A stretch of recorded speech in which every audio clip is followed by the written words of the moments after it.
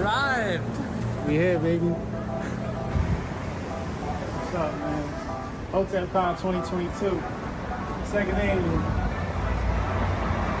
It's up.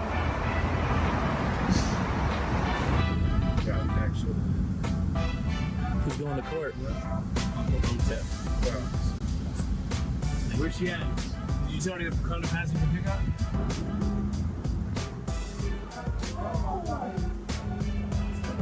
It's lit. Oh, it's lit. Kim, it's Hotep Jesus. We'll be back. Yeah, we were just talking about that today. Got the balloons.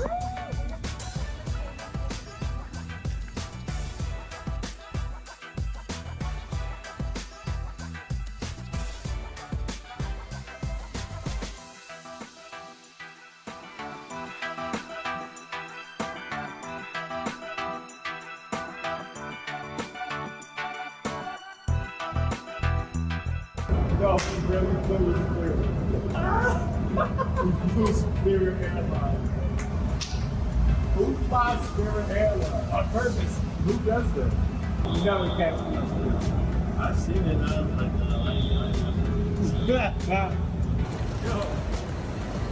I ain't never flying right there again.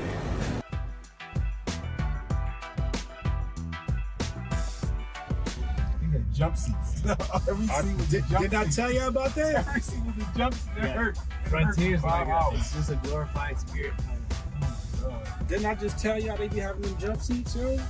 That's what they call jump seats. The entire plane jump seat. Yes. Nothing but pussy play. You got nothing but camera. You?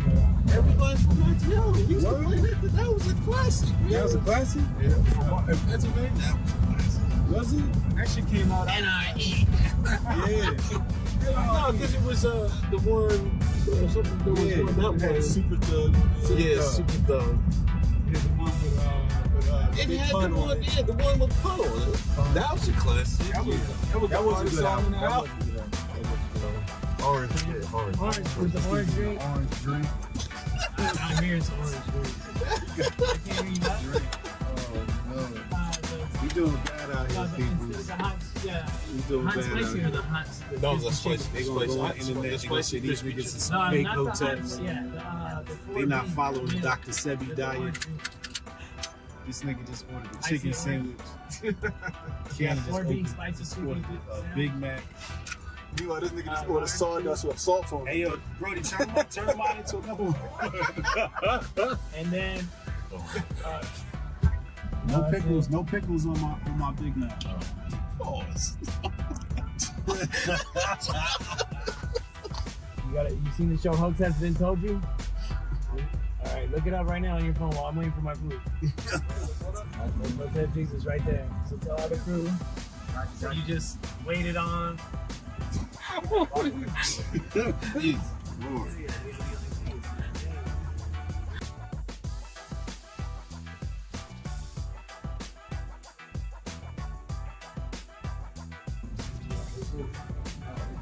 You guys can use these for Hotep Been Told You, or we could do this high tops like we did. Oh baby, it's so lit. It's so lit. We got our wonderful Lady Hoteps here. Trish. This is such a wonderful guy. Exactly. Shit looking professional.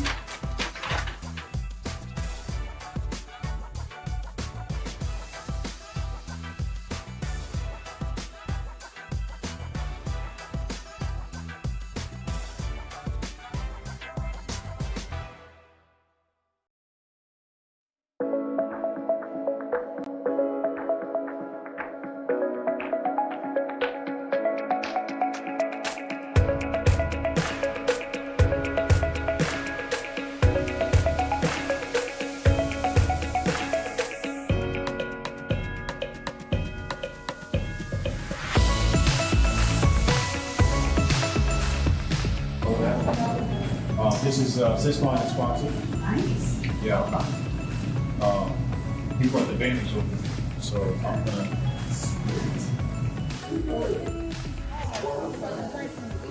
Welcome. You Got two my walls here with me. I'm in heaven right now.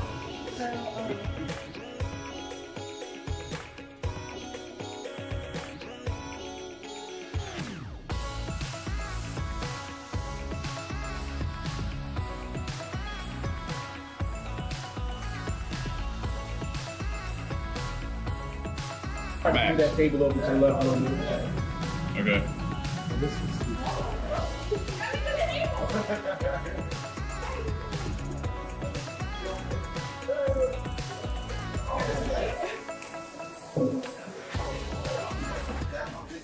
You see him finesse a little white girl out of a fresh cup of coffee and Hotep Jesus. And y'all know him, y'all love him. The Paul Purveyor himself. Uncle Hotep, get your ass out here. Thank you, King. Everybody, clap for the King Hotep.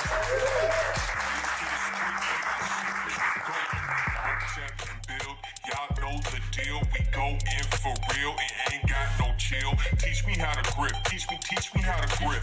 Teach me how to grip. Teach me how to grip.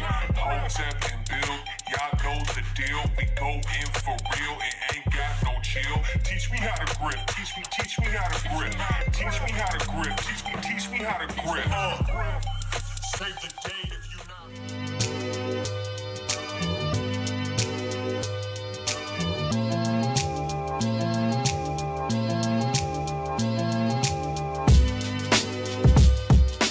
What I heard, and what is probably true, it was invented in Tijuana, Mexico, in a restaurant called Caesar. So I always pay homage to the people that invent something in somewhere, and I like to bring some limes in because that's more Mexican than lemons. But so we're gonna mix them both to make some perfect Caesar dressing.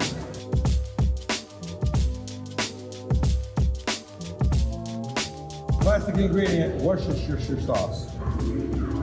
My own touch to the classic Caesar, a little Tabasco.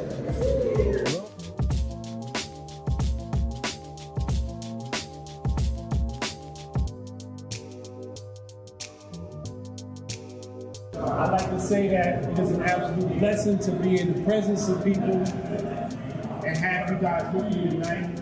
And only a female God can make something like that happen. Let's bless the hands that prepared this food, and let's bless the mouths that will enjoy this food. In Mother God's name, amen. Amen, woman. Amen, woman, right?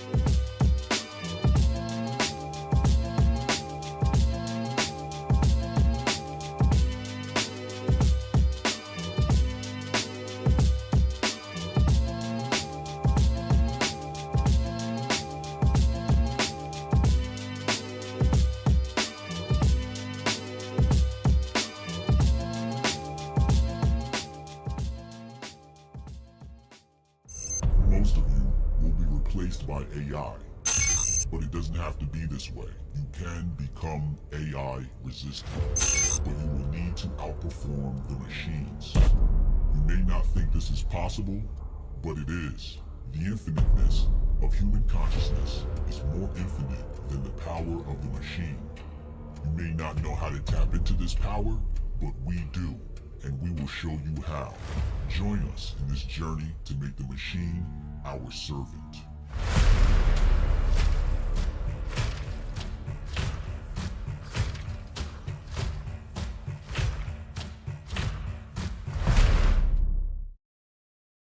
That Hotep Jesus dude. Hotep Jesus? I love that guy. He's terrific. Hotep, you're a genius. HotepJesus.com. What's up, people? Happy Hump Day.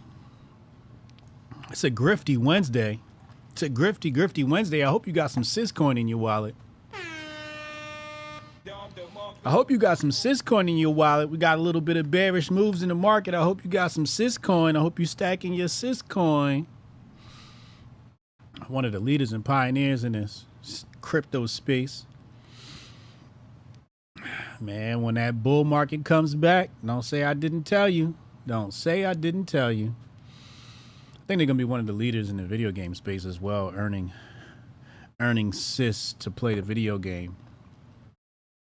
Shout out to Patrick, Jag, Alex, Nathan, the whole squad over there. Appreciate you. TradFi guy. Great things are going. Shout out to not my sponsor, Starbucks. I like to get my coffee where white women get their coffee. Hotep, you're a genius. HotepJesus.com. Much better than that junk Uncle Hotep drinks. Dunkin' Donuts. Yeah. You know you can fuel a car on Dunkin' Donuts. You pour that thing right in your gas tank. That should have give you 300 miles. Yeah. Yeah. Step your coffee up. It's a Grifty Wednesday. We got a lot of things in the Grift bag. We're going to rip right through it. In case you didn't know, we're here Monday through Friday, 2 p.m. Eastern time. Help you get over that hump at work. Master Focus will help you get over that hump at work. Boss will probably want to give you a promotion like, damn, you moving. Make your colleagues look bad. Hotep, you're a genius. HotepJesus.com. You're an entrepreneur, coder, something like that. You want to focus, get more out of your day. Master Focus is it. Master Focus saved my life. I'm just so happy that I created the product because, well, I get to take this stuff. I get to take it daily. And the main reason why I think Master Focus saved my life is because it really just, you know, we promise focus and we promise, you know, better memory and all these things for the brain. But I got to tell you, it just makes you feel good. It just makes you feel good. I used to have these thoughts of, why am I even alive? And oh my God, do I have to get out of bed right now? And as you can see, it's allowed me to be consistent. I got these 2 p.m. show, great ideas are coming to mind. But when I wake up, I'm happy to take on life. And, you know, that's why I absolutely adore Master Focus. Anyway, shout out to everybody that's dealing in Master Focus. I'm going to start today's Grift Report off with answering a question. If you guys have something you want me to cover on the Grift Report, find it on Twitter. Tag me. Hashtag GriftBag. And tag me. If it makes it, I'll hit the like button. So we got this tweet here. It says, Hotep, what's your take on the fact that black on white crime is proportionately much higher than the opposite? My sense is that there is frustration on the right that the media seems to perpetuate a false narrative that the situation is actually reversed. We need honest dialogue. It's a great question. You know, I much prefer people ask questions, open up dialogue, than jump to conclusions and say ignorant things, right? So what's my take on this? First of all, when it comes to violence, the white man has a monopoly on violence. Hotep, you're a genius. HotepJesus.com. Your track record has proven itself. It's just, I mean, between, let's just go with some of your greatest leaders. I mean, the death toll by Stalin, Lenin, who's the other one? Adolf, George W. Bush. Your death toll worldwide is just insurmountable. Now, I know you're talking about, well, we're just talking about citizens here in the United States, and et cetera, et cetera. But the part we're missing is it is the white aristocracy that has put black people into the impoverished position that they're in, that made them the way they are. This is the result of tyranny. So your aristocracy, your leadership has created a violent black community. Who do we thank for this? Well, we can thank Reagan, number one. That's another person we can blame. He's the one that is credited with putting crack in the hood. Who sent black men off to Vietnam to come home with drug addictions FBI takes wonderful black organizations like the Bloods and the Crips. Blood stands for brotherly love, overrides oppression and destruction, and turns that into a in many ways, in some ways, because not all of the Bloods are bad. Some are still good. Some still do great things in their community. But many of them were infiltrated by the FBI. So it's like you're looking at how black people got this way. Well, actually, you're not looking at how black people got this way. And then asking yourself, why is it much proportionately higher? I just told you why. Your government, your aristocracy, your plutocracy, your oligarchs created a lower class that has to do things to survive. The Democrats have completely failed the cities. The Rockefeller-funded education system has failed us, pretty much most Americans, but it's failing black people. Let's look at the city of Newark, for example. The city of Newark received over $100 million, I believe, from Mark Zuckerberg. Where'd that money go? You would think, a small city like Newark, New Jersey, with $100 million injection, or whatever that number was, you guys can look it up. You'd think that they would sprout some of the greatest individuals, students you've ever seen, but yet the money has disappeared. I would say the government of, and who was that? Who was our senator at that time? Cory Booker. I believe he was even, who was the mayor? Was Cory Booker the mayor of Newark? So there's a lot of failure by government that has divided the races. And you look back now and this is what you get. You get your ass kicked by black folks when you go into the hood. Now, here's the other thing. Yes, we know the media. Here's the bigger issue, right?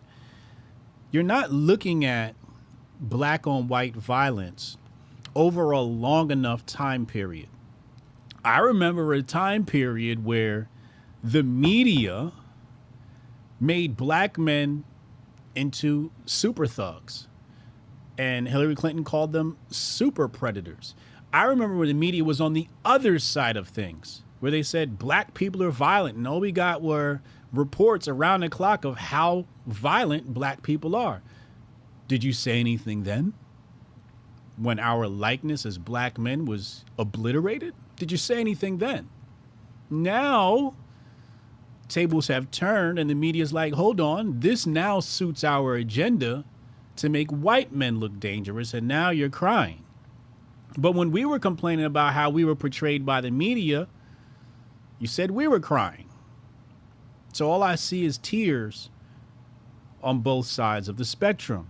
And that's why I say you have to look at this thing over a long enough timeline, because I remember when Barack Obama was in office, he called children who were walking home from school. This was following one of those deaths at the hands of police, or Trayvon Martin. I can't remember which one it was. Maybe it was Sean Garner. I can't remember. But there were some children walking home, and the police blocked them off, and then it turned into a skirmish between kids in school, grade school, high school, facing off with police. And Barack Obama called them thugs. This is the mismanagement of government. So when you say there's some frustration about how the media is moving, I'm with you. I'm frustrated at how the media portrays white men too. I don't think the media tells the truth even 20% of the time. I think they do a very poor job of representing a real America. Now, the last thing I'll say about this subject matter is I don't think you're specific enough when you're talking about black on white crime. Where is this crime happening? Is this near poor neighborhoods? Or is this in Buckhead, Georgia? It sure as hell ain't happening in Buckhead. It's not happening there. This is where your well-to-do NASAs are living. Your 200K plus a year NASAs are living. They're not violent. What we're talking about here is socioeconomic disparities. There's trailer parks full of white folks that I would not dare walk into at night. I wouldn't. Not because they're dangerous white men or dangerous black people. I wouldn't go into because it's a poor neighborhood, and I would expect poor people to do whatever they can to survive. That's what I would expect. That's what I would expect. So yes, I will agree. It's much proportionately higher because, well, we're on the bottom of the caste system. We earn less than everybody in the United States. No matter what race you replace black people with, if you make them the poorest in the nation, they will act in kind. If white people suddenly became the poorest people in this nation, we'd be saying, why is there so many attacks against black people from these poor white people? That's what we would be saying. But this goes back to the work of Napoleon, a Frenchman, who basically vowed to make sure that the Negro race would never triumph again. And I think that European colonialism did a fantastic job of obliterating black power across the world. We see it in South America, we see it in Africa, and we see it here in America. The obliteration of black power. How do you have empires in Africa? Songhai Empire, Mali Empire, at a time where there was pretty much no empire in Europe. But there's an African empire. How does that change so quickly? Well, obviously, it came through the means of the gun. And also the obliteration of slavery. People talk about the obliteration of slavery and they say, oh, well, we did a great thing of obliterating slavery. Well, Africans had slaves. This was their economic advantage. Great Britain did their best to destroy slavery on the African continent. You can go look at stories of the cutter ships of the British Navy on the coast of Zanzibar. This is the east coast of Africa. And go look at all those stories. Do you think that they obliterated slavery on the continent because they cared about slaves? No, that was an economic move. At the same time that we had slavery in Africa, you had the same thing in Russia. Nobody tried to stop that. It was the Tsar there that gave that up. I believe it was 1861. Russia obliterated serfdom, and then Lincoln comes 3 or 4 years later. And then you have the Civil War, et cetera, et cetera. We know the Civil War wasn't fought to free slaves. They didn't want to free slaves. It was because the South had an economic advantage. That's why they wanted to stop slavery, because the South had an economic advantage because they didn't have these minimum wage laws. And I'm being facetious when I use that term.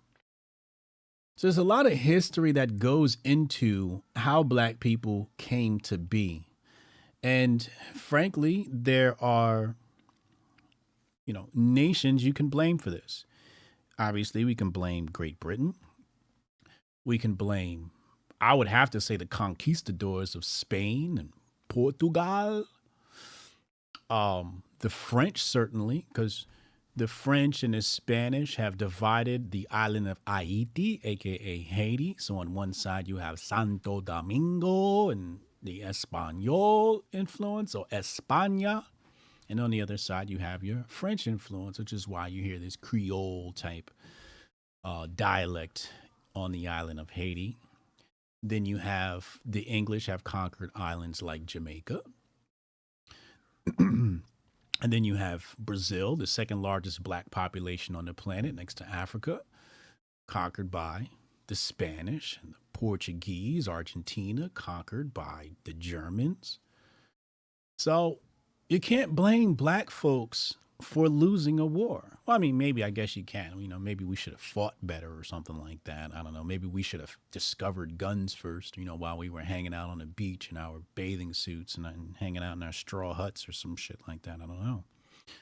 But I think it's just myopic to just think that, you know, black people just are naturally violent. And that's the thing that a lot of people like to say, they're just violent people. They're born violent. It's not true. It's not true. I think that's a human thing, that we can witness, that there is some violent elements of all humans, especially when your back is against a wall and your stomach is, your ribs are touching your stomach. You're going to have people, fight back. They even have experiments like this with dogs. You take a very friendly dog, starve them, push them into a corner, and watch how fast this thing attacks. You even have stories of women who have been starved and they eat their children. You can see that in the white population that first settled in Virginia. All you got to do is just Google Virginia cannibalism, and you'll see white cannibals because there was just no food available. So what do you say to that? Do you say, oh, white people are cannibals? No, you say when your back is against the wall, there is something that happens intrinsically that makes people violent when it's hard to eat. So I hope that answered your question. That's my take on all of this. And frankly, the neighborhood you guys are getting your ass kicked in, I wouldn't go into as a black person. Hotep, you're a genius. HotepJesus.com. I don't want to be nowhere near poor people. I don't. Unless I'm coming there to help. And I do that sometimes. I help people who, frankly, don't have the funds to make certain things in their life happen. I try where I can. I have plans in my life of philanthropy to try and alleviate some of these issues we have in impoverished communities, and I have some wonderful ideas. But you're gonna have to give me time to solve this black poverty problem. Really, if you want to blame anybody, you're gonna have to blame Democratic policies. You're gonna have to blame another white man, Maynard Keynes. I mean, the Keynesian economics have been one of the most detrimental things to humanity of all time. Communism and socialism, two of the most devious ideologies to ever exist.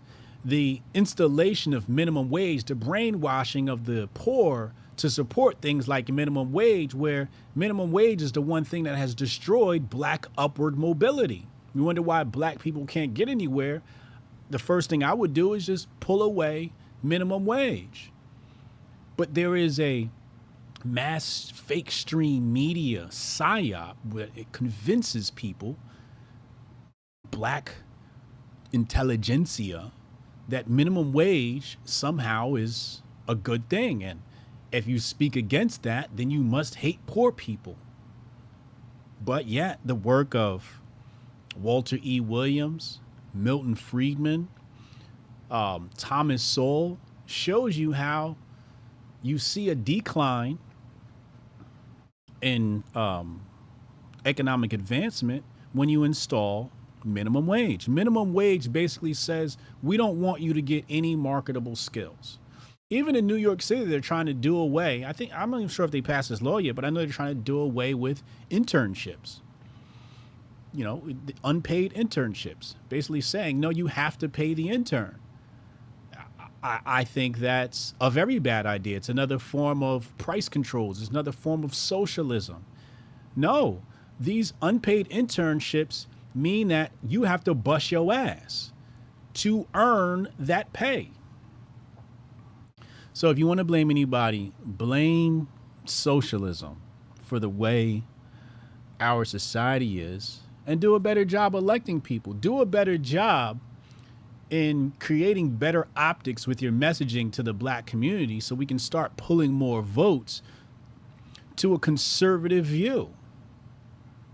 Let's make Clarence Thomas great again in black people's eyes. But your rhetoric, which is ahistorical, doesn't lead to anything but more division. I hope that makes sense. I didn't expect to get into that type of lecture today. But Matthew Ackman just became a member of the channel. Salute, salute, salute. Shout out to my Rumblers on Rumble. We are Hotep TV on Rumble. Hope to see you soon over there.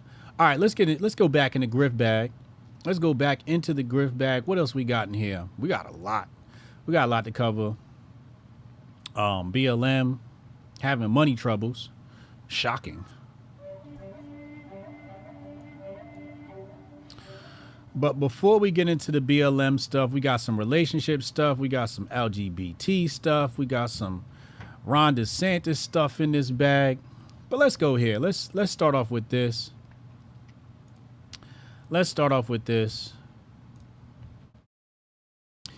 Colin Rugg says, Justin, Hunter College professor, Shalene Rodriguez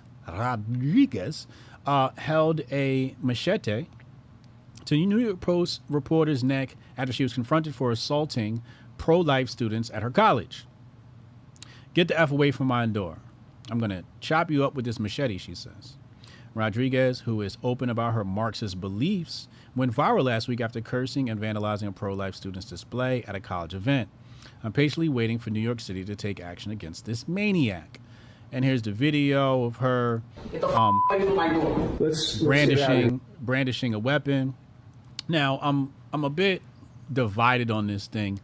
You know, first of all, if this were Texas, people would say, well, I'm defending my space. I'm standing my ground. So I applaud her. You know, you show up at my door and I pull out a machete. I can't really be mad at you because what the hell are you doing at my doorstep?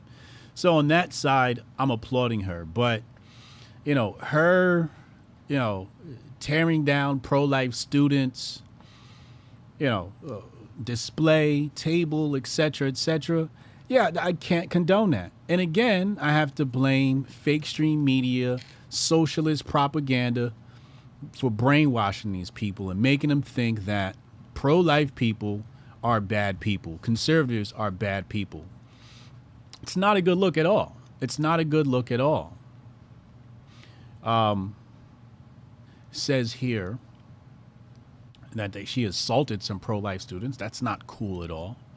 But it's just another example. And if you notice, it's always, and I always tell you, it's the POC, but it's particularly the women. And we're going to get into that in a moment when we talk about Ron DeSantis, black women versus Ron DeSantis. We're going to talk about that.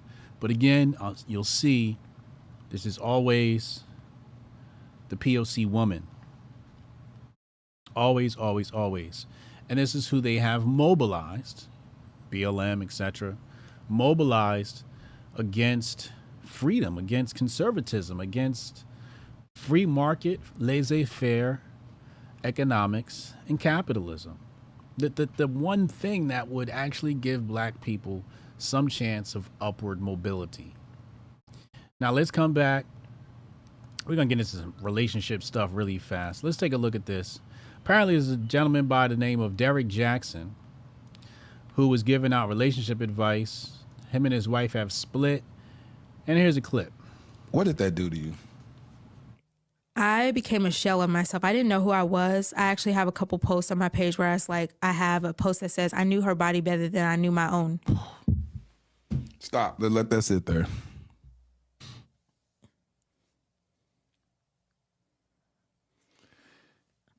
You said you knew another woman's... Hold up. Bobby Brown got a podcast? Body better than you knew your own. Yes, several women. I knew several other women's bodies better than I knew my own. And I spent a lot of time, like I went in such a deep hole where I was like studying these women. I would go to their profiles and I would study their pages and like what they wear. I knew when they had met up. So I watched their videos of them having sex. So I would try to imitate that. and recreate that in our relationships so that he could choose me and want me. And that is a low point to be. And I'm tearing up a little bit because that I hate that I even got to a point where that was a thing, but that it was just that. And so I knew several other women's bodies better than I knew my own. I completely lost myself. I became a shell of myself. I tried to imitate their hair, their actions, even sexual things that I had seen him doing with them. I tried to recreate that in our life when we were engaged, and none of it amounted to anything. So here's what I want to say about this interview and what she has said about her relationship with Derrick Jackson. Derrick Jackson was one of these relationship guys out here that was giving women advice, and he would talk down on black men, and that gets you a lot of brownie points with the black female liberal and the whole black feminist movement. Black men are bad. Meanwhile, this is his wife, ex-wife, or something like that. And this is how she's feeling. Now, here's what I'll say. There are two types of men in this world: men who tear down women and men who build up women.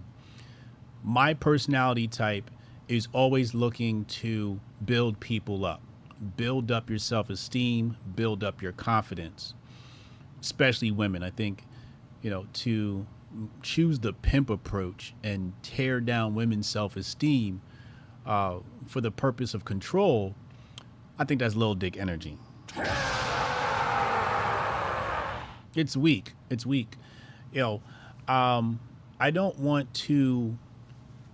I never want to be in a place where I have to put someone down to feel good about myself, or make someone feel less than to feel good about myself. I'd rather be in a situation where, for example, because my mind did that fork. So let's go into this example. You have very strong-willed women who are corporate America, and they're not pushovers, and you really can't make them feel bad about themselves, et cetera, et cetera. To me, if you can't make a woman like that submit, you don't really truly have masculine energy. To make a woman submit, you actually don't have to do anything. You just have to be in your masculine aspect, your divine masculine. And women fold into you. When you create a space of masculinity, femininity wants to become a part of that. And you actually don't have to do anything to make them submit. They'll willfully submit because you're strong on your own.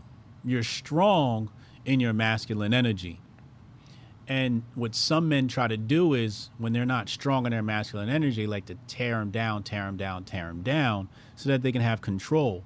When really, if you're strong in your masculinity, women will relinquish control because of trust.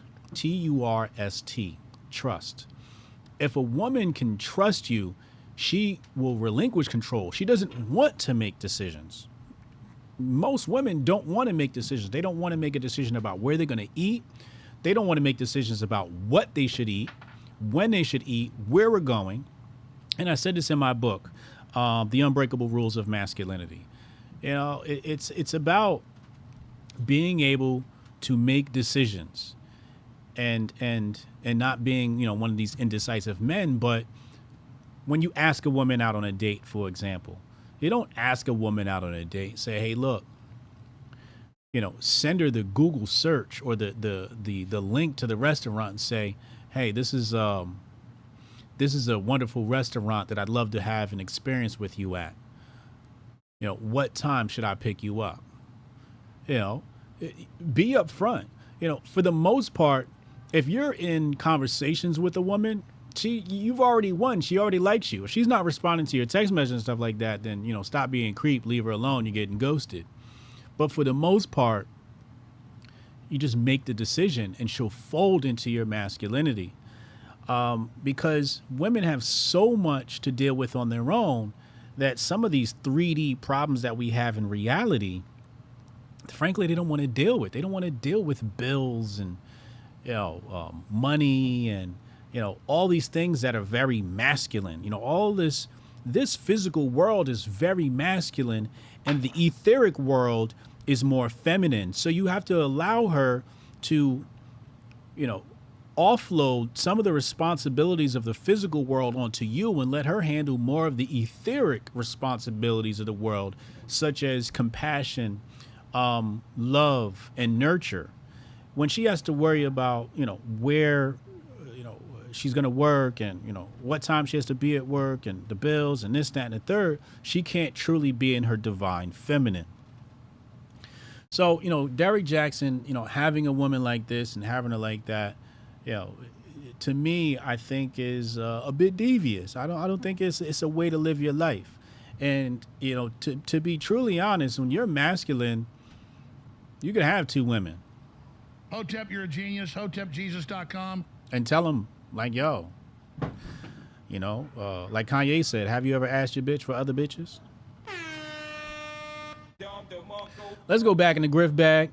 We got a lot to go through today before we get to the phone lines.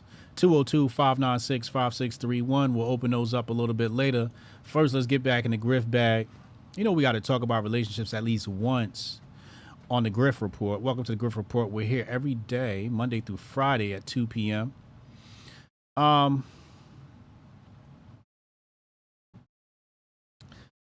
More relationship stuff. I feel like let's pull this up. We got Tariq Nasheed posted this clip, and he asked who agrees with this. Let's play this. Man should always make a way. I feel like I'm not gonna work my hands to the bones to provide. I'm not gonna work 16 to 20 hours a day or a week to provide for my family. You're the man. You have the penis. Go get a job. Get 3 jobs. My man has 2 jobs. Go get 7 jobs and 2 side hustles to buy me the things that I want because I'm a woman. Man should always. Let's look at this tweet right here from my homegirl, Iyana. She says, and this is an RN. She's been speaking about the jab, and you should probably follow her at the conscious RN _. Not once did she say work to provide for us or our family. She said work to provide for her. This is the type of woman that'll work you till you're sick or dead, then replace you. She's looking for an employee, not a partner. You know what? I have to agree with this. I have to agree with this take. I have to agree with that take. And fellas, this is the dicey situation. This is a very dicey situation because on one hand, we're supposed to provide for the woman. But I'm going to tell you right now, if you're providing for a woman, she's just your girlfriend, you've been dating and you're paying her bills and all of that, and you're struggling to do so, I'm telling you right now, bro, as you're struggling to provide this for her, it comes back to, my brain did a fork again, it comes back to what Coach EO says. What does a woman want? More. Give a woman an apartment, she's going to want more. Move her into a house, she's going to want more. Move her into a mansion, she's going to want more. Move her into an island, you're going to want more. Move her into her own nation, she's going to want more. Give her a planet, she's going to want more. Give her a galaxy, she's going to want more. Before you got it, you got the universe, then she's going to leave you with for somebody who has 10 universes. Hotep, you're a genius. HotepJesus.com. So you got to be very careful. You got to be very careful. I think there's a way to put yourself in a position where you can provide and it doesn't hurt you and your upward mobility. I think when, let's say you have a couple, the man is 25 and the woman's 25 and they're struggling to make ends meet. She might have to work.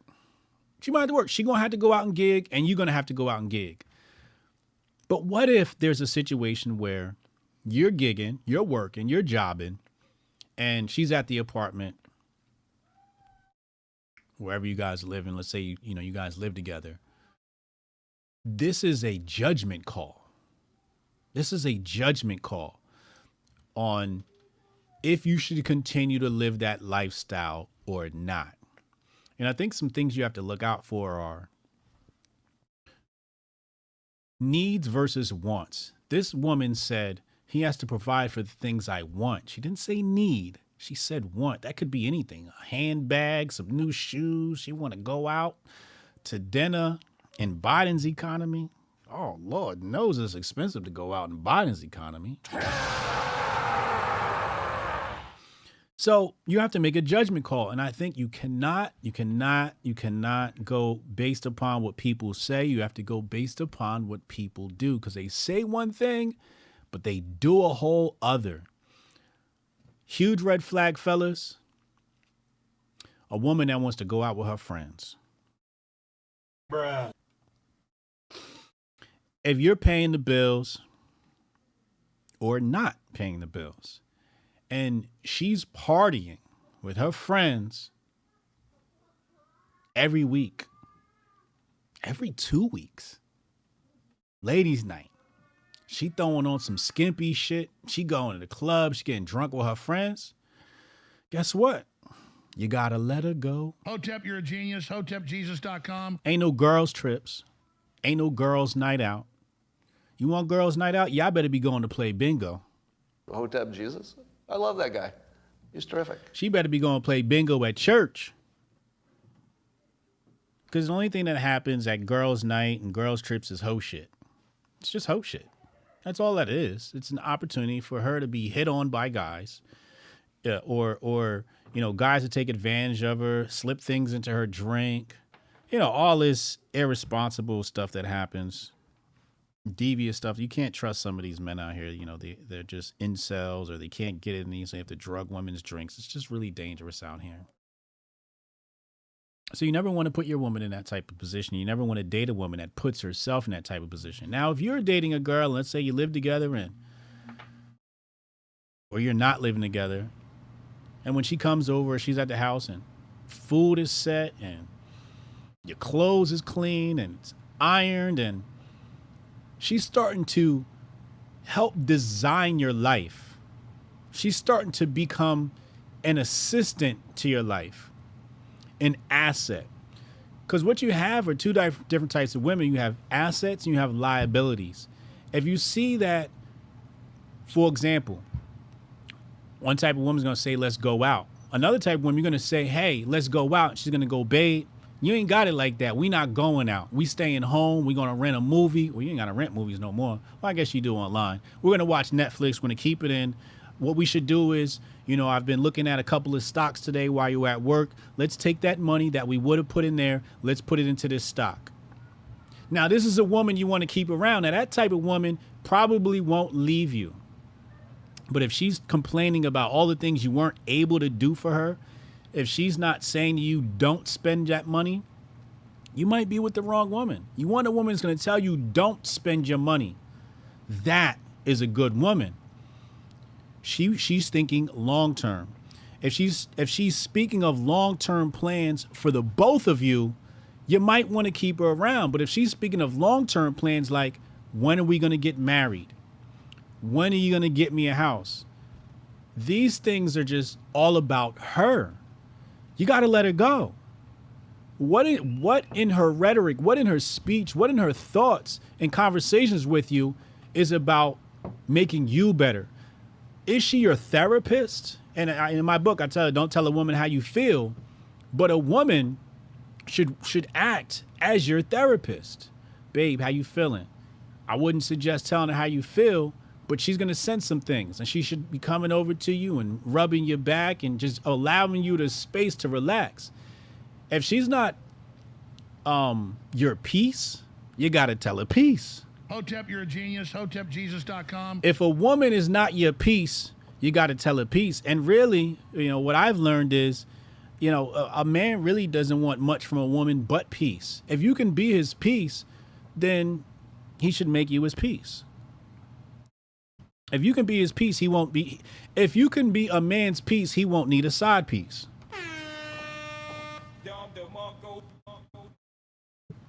Okay? These are the trials and tribulations of life.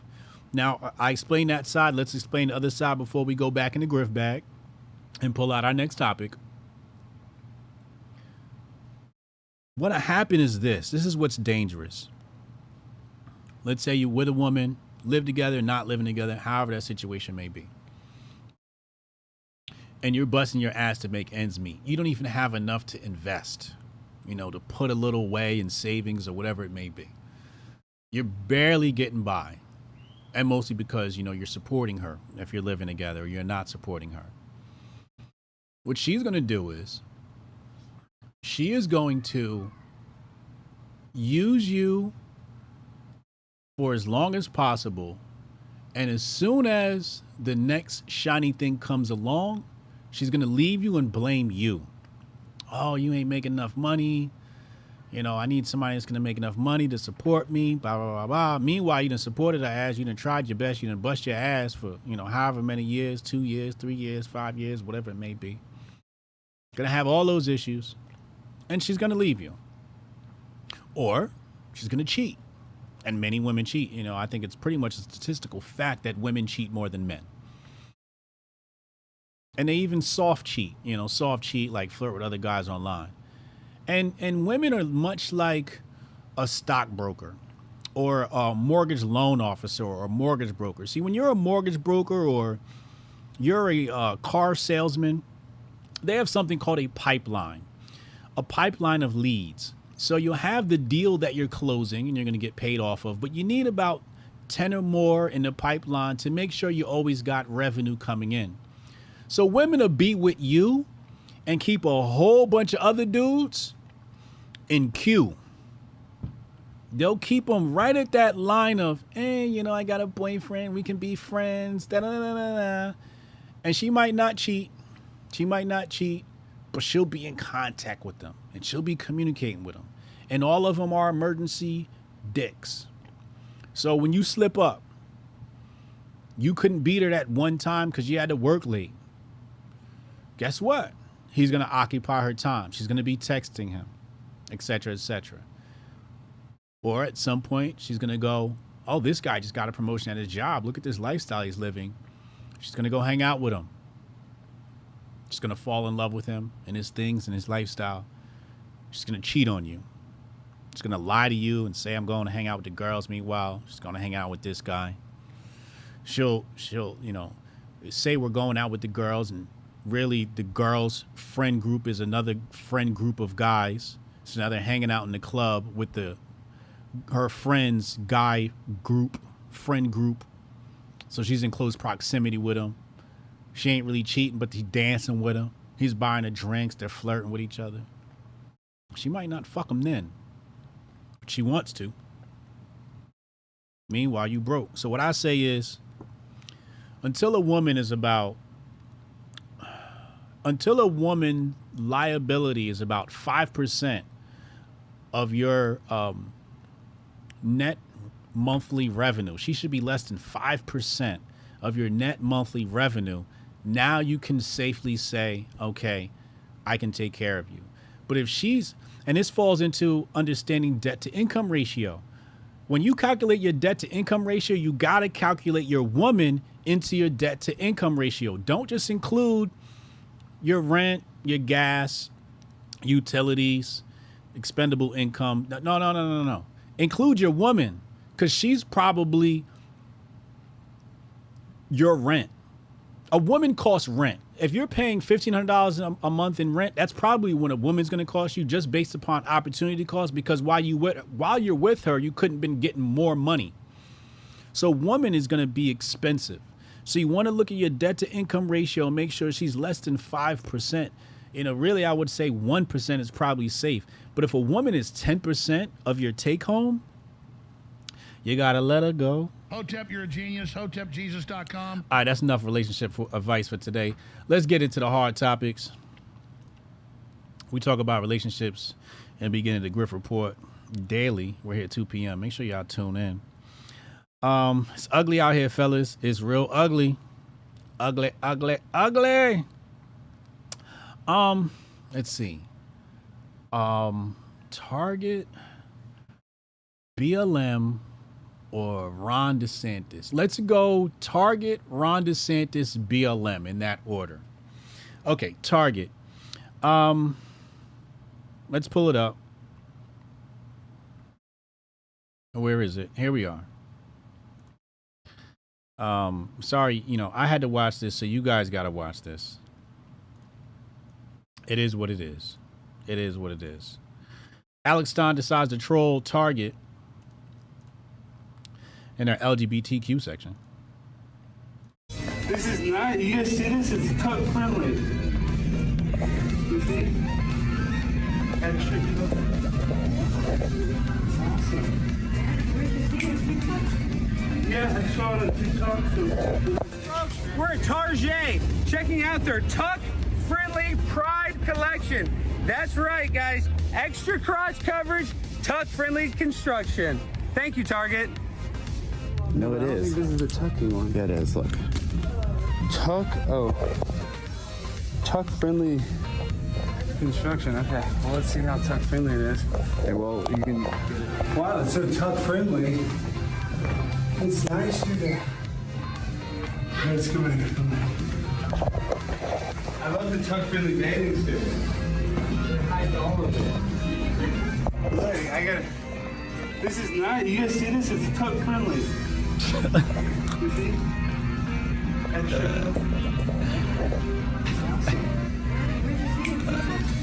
Yeah, I saw it on TikTok. If you had to see it, I mean, if I had to see it, you got to see it. Look, you can't even see it, guys. It's like, this is the best tuck-friendly construction I've ever seen. You see this? This is, Target is so progressive. I love it. Thank you, Target. Wait a second. Who said Tucker Johnson swimsuits? What's up with y'all, yo? You look like you're rolling. I can exercise in this.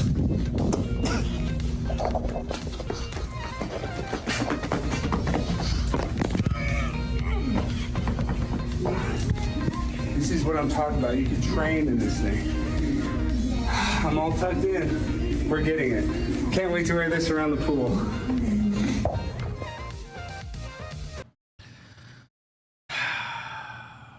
Alex Stein, Primetime 99, y'all.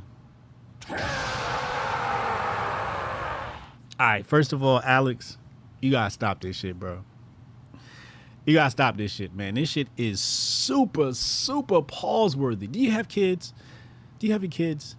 And, you know, I feel like this is some white people shit too, yo. Like, only white men, like, do weird shit like this, like, borderline homo shit. Like, straight white men, you know, do borderline. I've seen some of the pranks y'all pull on each other, Steve-O and all these guys. Like, your style of comedy would not rock in the hood. It would not rock in the hood at all. We would definitely not accept this type of behavior. This is some white people shit, okay? Alex, you don't want to have a son one day and him have to answer for this, or him see his dad like this. I get the grift. You know, Alex Stein was Grifter of the Year at the Grifties. Shout out to him for that. But you gotta stop dressing like a woman, bro. You gotta, this is the last one. This is the last one, Alex. We can't do it no more. This is just weird. It's weird, and it's pause-worthy. This ain't it, bro. This ain't it. I want you to stick to trolling politicians, trolling town halls. Stay there. This right here, this is the last one. This is the last one. This is it. You can't dress like a woman no more, bro. You know, it comes back to the whole Hollywood thing, right?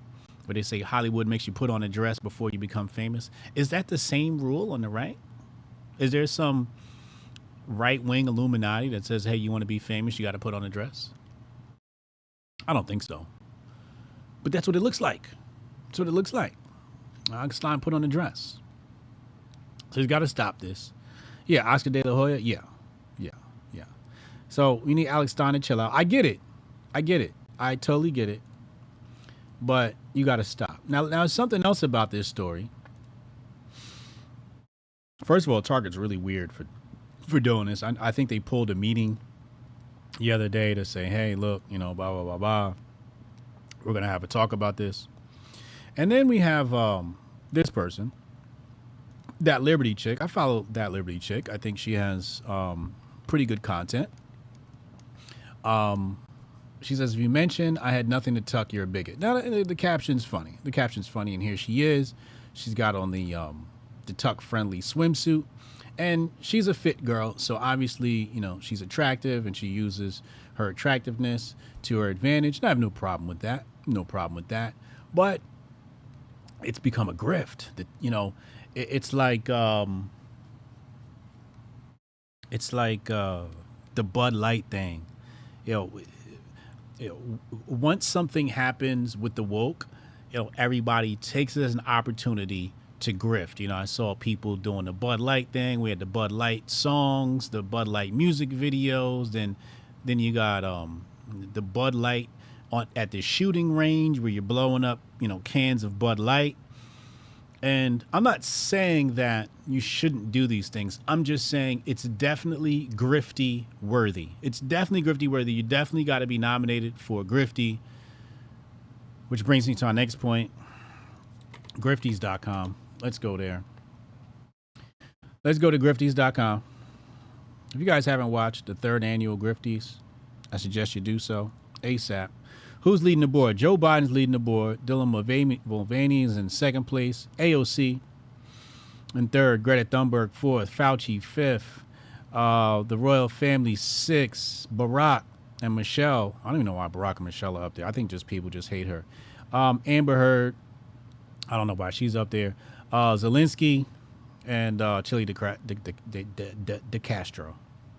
And then Trump. Let me go ahead and give Trump a upvote. So make sure you guys go there, nominate your favorite grifter, upvote Alex Stein. I'm sure he's on there somewhere, but you know, it's just that when things turn into a grift, you know, it's, for example, Alex Stein goes in and he does the grift, and then that Liberty chick comes after him. I think Chrissy Mayer might have been first to this, but she didn't put on this stuff.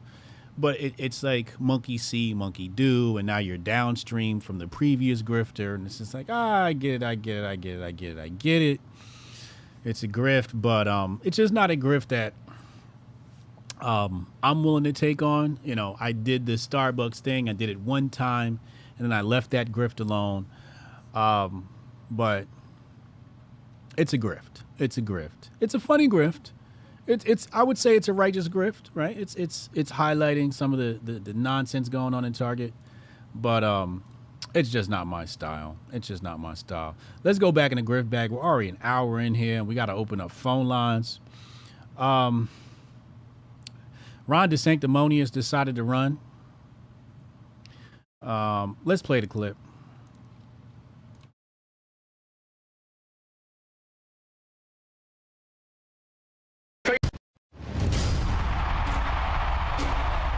They call it faith because in the face of darkness, you can see that brighter future. A faith that our best days lay ahead of us.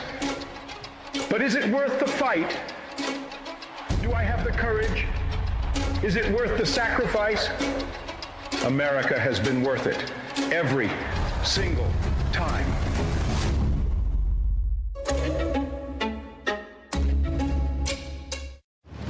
You know, that's a weak, this is a very weak campaign announcement. Video could have been a lot better than that. If I made my announcement, I would have took a jab at Trump. Hotep, you're a genius. HotepJesus.com. I would have took a jab. I went right for his jugular. I wouldn't have wasted any time. But this is a weak 30-second, entrance into the race with Ron DeSanctimonious. But I don't want to spend too much time on this. I want to show you something from our wonderful HuffPo purchased black media, our wonderful white liberal funded black media, our co-opted black media. Says here, should black people be afraid now that Ron DeSantis plans to announce his presidential bid on Twitter? What? Bruh. Are you serious? Afraid of what? Okay. That's what I asked myself. Afraid of what? So let's dive into the article here. It says Ron DeSantis' governorship, which started in 2019, has featured racist attacks on critical race theory, diversity initiatives, anti-trans legislation, and policies that only made COVID-19 worse. So there's a couple of things here. First of all, let's start here. What the hell does anti-trans legislation have to do with black people?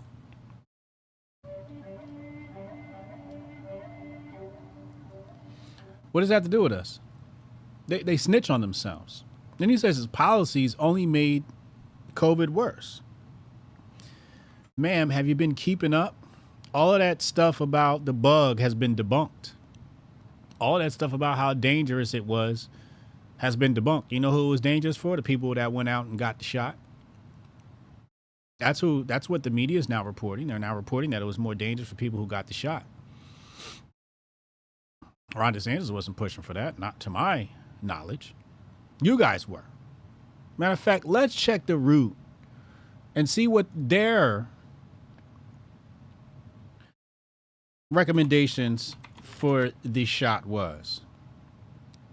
Let's see what we have here.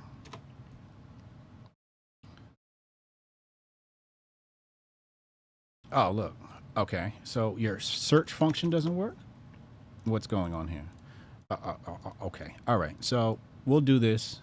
We'll do this. Okay, here we go. All right. FDA approves. White House rolls out plan. FDA approves. White House states it will soon run out of money to cover tests.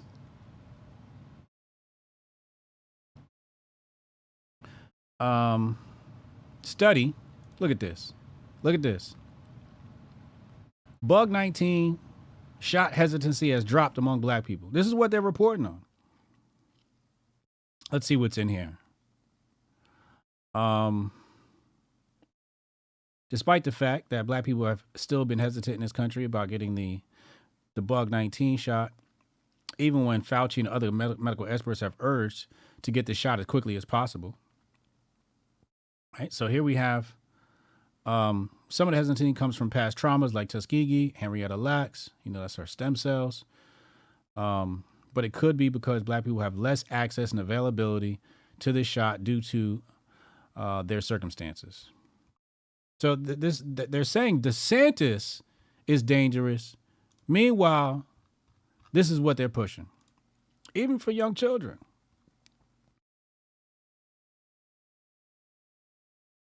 Even for young children. There's nothing here about hesitancy or promoting hesitancy. All right? Look at who this is. Candace McDuffie. You see this right here? I'm going to put it on your screen. They always get the black woman to do it. Look, here she is right here, Candace McDuffie. You see her? Candace McDuffie. She's the one that wrote this post on the bug 19 shots. Angela Johnson. Look at this. Angela Johnson. Look, black women. We're going to run down the line. I'm going to show you. Noah McGee. Stephanie Holland.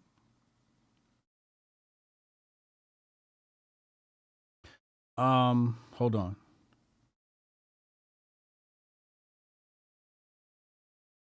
So let's see what Jay Connor. Let's see who this guy is. I want to see who the Jay. Look at this guy. Look at this guy, Jay Connor. Let's see what he said about our beloved Kyrie when Kyrie said no. On the same. Oh, look how he starts his. Look how he starts his article off. Oh boy. What is Kyrie 2 Hotep for you? Hotep, you're a genius. HotepJesus.com. Let's see. Let's see what he says about. He says, it would be a shame if a player of Kyrie's caliber never touches an NBA basketball court again, but at this point, it's looking like a strong possibility.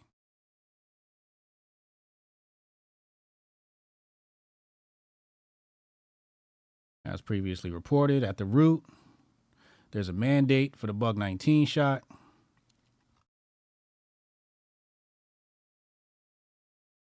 There's no words of support for Kyrie here. It's just, even Anomaly made it to this article. So let's go back. Let's go back to the Ron DeSanctimonious article.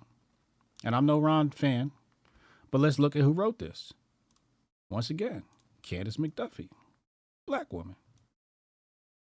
Black woman. Now let's go back to the article because I have highlights in the article that I want to go over. And then we're going to go on to the next. We're going to go on to BLM. Hold on. First of all, BLM, let's see what's on the homepage. Nothing here about BLM and their bankruptcy. Nothing here about BLM and their bankruptcy. These people pushed BLM. I'm not even going to do a search on it. I just know it's there. Anyway. So she says here, what does this all mean in regards to Ron DeSanctimonious? What does this all mean for black and brown people and the LGBT community? You see this? Do you see this? Let's go back to the top. What does it say here?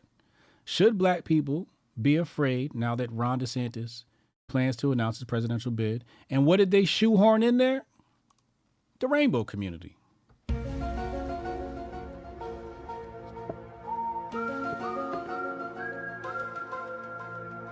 Just shoehorn them right in there. I guess the B in LGBT stands for black people. Hotep, you're a genius. HotepJesus.com. She says the answer can't be good. The GOP, unabashedly, the party of white supremacy and hate. What? What kind of historical revisionism is this? The party of white supremacy and hate, we know goddamn well that's the Democrats, the goddamn Dixiecrat, the party of the KKK. We know your boy Joe Biden was at the funeral for the Grand Wizard. We know you supporting super predator Hillary. Funny money, Haitian money. I had slaves on my plantation, exploited the 13th Amendment, Hillary Clinton. But this is the party of Crime Bill Joe, Crime Bill Clinton. But the GOP is the party of white supremacy and hate. Now, the GOP is definitely the party that was responsible for the Lily White movement where they kicked black people out of the Republican Party. Yes, this is fact. This is fact. But if we had to take a look over a long period of time, or even a short period of time, it over-indexes that the Democrats are definitely, unabashedly, the party of white supremacy and hate. I mean, all they do is spread hate. You know who's hated black men more than anybody? These people.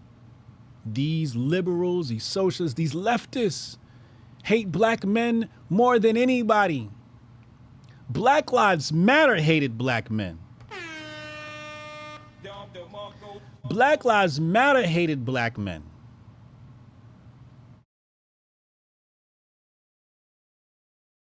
And she continues to say, DeSantis, like his Republican peers, has no problem expressing hatred of black people. You're not talking about black people. You're talking about rainbow people, women that happen to be black, but black men are excluded from that. We've shown that time and time again. Wait till we get to the BLM section of this stream, and then we're going to open up phone lines. But to say that they're the party of white supremacy and hate is just false. Nobody has spread more hate than the leftists. The leftists you know what? I think leftists hate black men more than alt-right. Hotep, you're a genius. HotepJesus.com. You could take the whitest white nationalist, and there's going to be a black woman on this planet that hates him more than them. There's a leftist that hates him more than them. Specifically, straight black men. cis heterosexual black men. That's a very specific demographic. Hate, nothing but hate has been spread on this platform. Nothing but hate.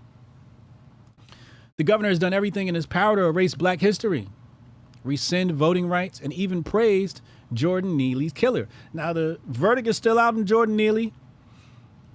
Daniel Penny is a goddamn idiot. I'm telling you right now, he's an idiot because he's speaking to the media. I don't know if his attorney advised him to, but I'm seeing quotes of him in interviews, and I'm like, why are you talking before your trial? Shut up. Who speaks to the media before their trial? And it's like, I really think that the left had no case against Daniel Penny, because if they did, we would have got the full video. But what instead all we got was clips. So I think they had no case. Then they sent the media out, and now they're trying to build a case based upon this new interview that he's got. And he's really burying himself. So any hope he had of going innocent is just decreasing as he does this interview. It's absolutely stupid of him to speak to the media before his trial. Anyway, it says DeSantis in the Oval Office is downright dangerous for black folk. With DeSantis and Trump as frontrunners for the Republican nomination, things keep going from bad to worse. Now, keep in mind, there's no examples here. You know, these people just make blatant accusations, blanket accusations with nothing to back it up. Nothing. Absolutely nothing. Dangerous for black folks. And they love using that word, dangerous, violent, dangerous, violent, because it tugs at your emotions. It triggers your monkey brain, your monkey mind. Dangerous for black folks. There's nothing dangerous about Ron DeSanctimonious. There's nothing dangerous about Trump. You know anything that's dangerous is dangerous to your leftist agenda. And with that being said, let's go into the BLM portion of this stream, of this lovely broadcast I put together for you today. And I have a bunch of tabs. I got a bunch of shit to pull out. Let's pull this out. Let's pull this out. Pause. This. Man. This. So all these tabs I'm opening up. And is that it? Okay, cool. So let's go. Where should we start? Oh, let's start with the story. Let's go here. Just in, Black Lives Matter risks going bankrupt after $8.5 million deficit last year, financial disclosure indicates. So I'm not going to go into all of the minute details, the minutia of this story, and reading articles and all that. Basically, they mismanaged their funds, and they're risking bankruptcy and insolvency based upon some investments they made, and the market took a downturn, right? So they sold some securities and took a L, and basically they fumbled the bag. Okay? So they fumbled the bag. That's basically what happened there. They're not bankrupt yet, but they risk filing for bankruptcy. Now, you have to understand, depends on what type of bankruptcy they file for. This could be a win. We know that bankruptcy can be used to preserve your wealth. Trump is a great example of that. He used a bankruptcy system to preserve his wealth. And I suggest everyone out there, if you ever fall into, a bad situation, maybe you file for bankruptcy. Try to get a Chapter 7, not a Chapter 13, but I think with businesses, it's different. I think you might be falling into a Chapter 11. I can't remember. Anyway, consult your CPAs and your attorneys. But yeah, it's a way to preserve wealth. It's a way to keep the organization going. So bankruptcy does not mean that BLM global network is going to disappear. It just means there's an opportunity for them to preserve some of that wealth. And we know that Patrice Cullors has a mansion or two, maybe more. Her brother was getting paid over $1 million for security. her sister, cousin, or something like that was paid $1 million or more for consulting. So it looks like an Ozark situation going on here for the people that watch Ozark. But let's travel down memory lane. No, I don't want to go there yet. Let's go here first. Let's go here. There's a clip from my interview with Wordsmith. This, I want to say, was 2019, if I remember correctly. This is 2019. I interviewed Wordsmith. And let's see what he has to say. I feel like these people came in and took advantage, because I'm gonna just ask, where's the money? Where's the money? Where's the money?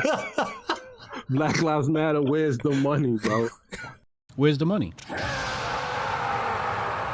Patrice Cullors and her cohort enriched themselves. Meanwhile, we have, is it still up? Let's see if it's still up. BLM chapter statement.com. Let's see if the website's still up. It is. Wow. So this is BLM chapter statement.com. And basically this is several chapters under the BLM network are complaining because, well, BLM Global Network, the mothership, Black Lives Matter Global Network, enriched themselves. Meanwhile, these chapters really didn't see much support. Millions of dollars, tens of millions, hundreds of millions, whatever it is that went into the coffers of BLM had not made it here. And you see several chapters on BLM chapter statement.com have complained about the fact that, well, what Wordsmith said, where's the money? Where's the money? So we know not only are, and that website's several years old now, not only were black men hip to this, but the people working directly with Black Lives Matter Global Network Foundation were also privy to the funny money situation, which goes into our next clip. Here's a oldie but goodie, dated August 19th, 2015. Now I posted a clip from my interview today with Viva Fry. Shout out to Viva Fry. And, basically I was talking about BLM. And I had two people. One person said to me, this guy is full of bad takes and he's super late. And another guy said, oh, it's funny you say this now when it's super safe. So we have to take a trip down memory lane and show people, before you even created your Twitter account, before Trump decided to run for president, before some of you even heard of BLM, I was exposing BLM. Look how short my hair was. Let's go into this clip right here. First, it was funny money with the Haitian donations.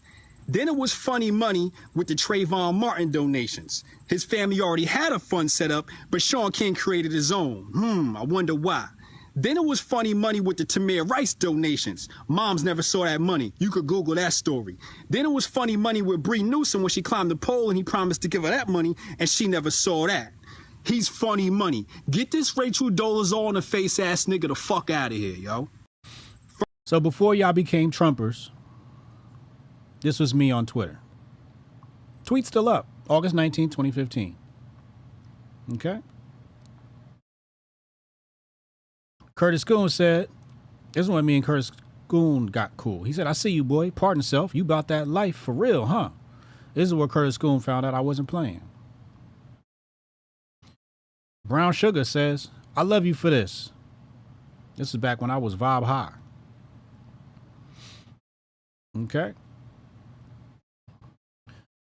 I remember my homegirl married a model. She said, laugh my ass off, bruh. So, as you can see, been talking about this for a while now. Doe Dubes brought this tweet up. He brought this back from the trenches. Let's go back further. I said here, 2018, black liberal women, when they see a white man with BLM in his bio,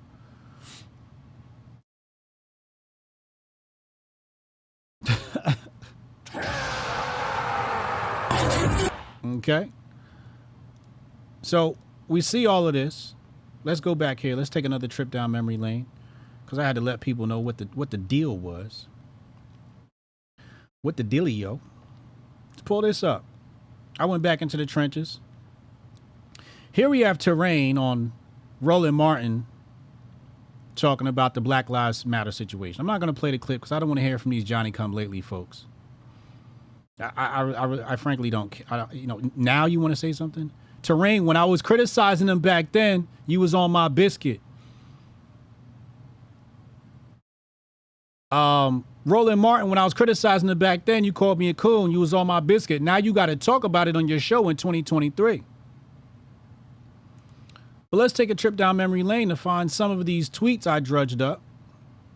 All you got to do is search BLM with my name on Twitter, and you'll see this. Hold on, let's put this on your screen nice and clear so you can see this in 4K. Let's clean this up for you so you can see it in 4K. Here's a tweet from Hotep Jesus. July 6, 2015. The Black Lives Matter agenda is controlled by so-called white supremacy. Follow the money trail. Well, let's do that. Is it bad that Black Lives Matter is funded by a white billionaire? And you see here clips of the Soros connection. And that was through, I think, Open Society was the name of the NGO or nonprofit that they were funneling money to. BLM. And then here's another one here. June 6th, 2015. Me trying to figure out why Black Lives Matter people are defending a white man that wants to be a white woman. Now, this tweet I remember. I remember this tweet because this was when Caitlyn Jenner or Bruce Jenner became Caitlyn Jenner. And I don't remember what I said, but I probably said something slick, funny, or critical of him. And that was an eye-opening day for me because I got bombarded by all these tweets. And, I thought that I would be bombarded by these tweets, maybe from the Rainbow Coalition of the Caucasian race. But that's not what happened. It's not what happened. What I noticed was everybody who attacked me had BLM in the bio. And that's when the idea, this is 2015, the idea of BLM in the bio was born. So now when people say, hey, BLM in the bio, pronouns in the bio, yeah, we started that in 2015. This is why the name of the show on Thursdays is called Hotep's Been Told You. So Bruce transitions into Caitlyn. I make my remarks and I'm attacked by the black community. And I'm like, wait, what? How do these two things even connect? He's not black. What does this have to do with BLM? Next tweet. September 23rd, 2015. Do you think Black Lives Matter leadership knows that they're pawns for Hillary's plan to secure the black vote? So before any of you created your Twitter account, guess who is all over this thing? Hotep Jesus. I love that guy. He's terrific. Hotep, you're a genius. HotepJesus.com. That's correct. Thank you, Alex Jones. That's correct. Hotep, motherfucking genius. See what I just did right there? Let's go back. So here in my tweet, I said, if it takes you almost a decade to spot a scam/psyop, you're not fit to lead.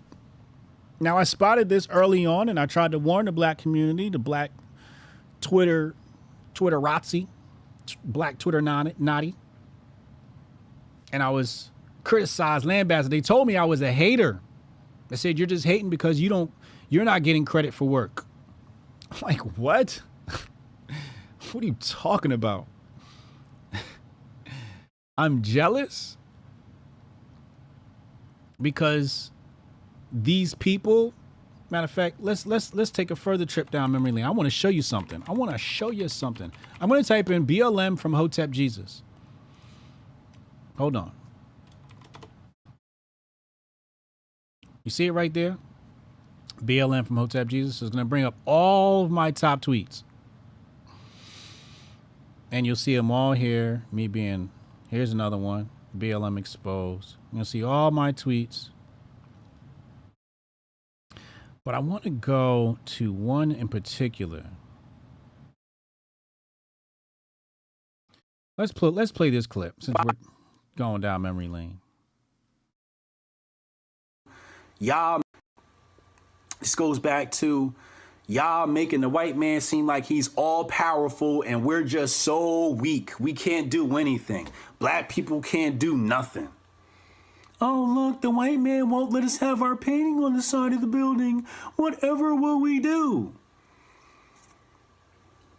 Black Lives Matter in the bio. This is the attitude of people with Black Lives Matter in the bio. Y'all are weak. Y'all make white supremacy look like it's the best thing since sliced bread. Y'all make it seem like they're God or something. Next clip. Take down, because I want it. I want to take down, y'all gonna kill me for this, and I don't care, because y'all are Knox.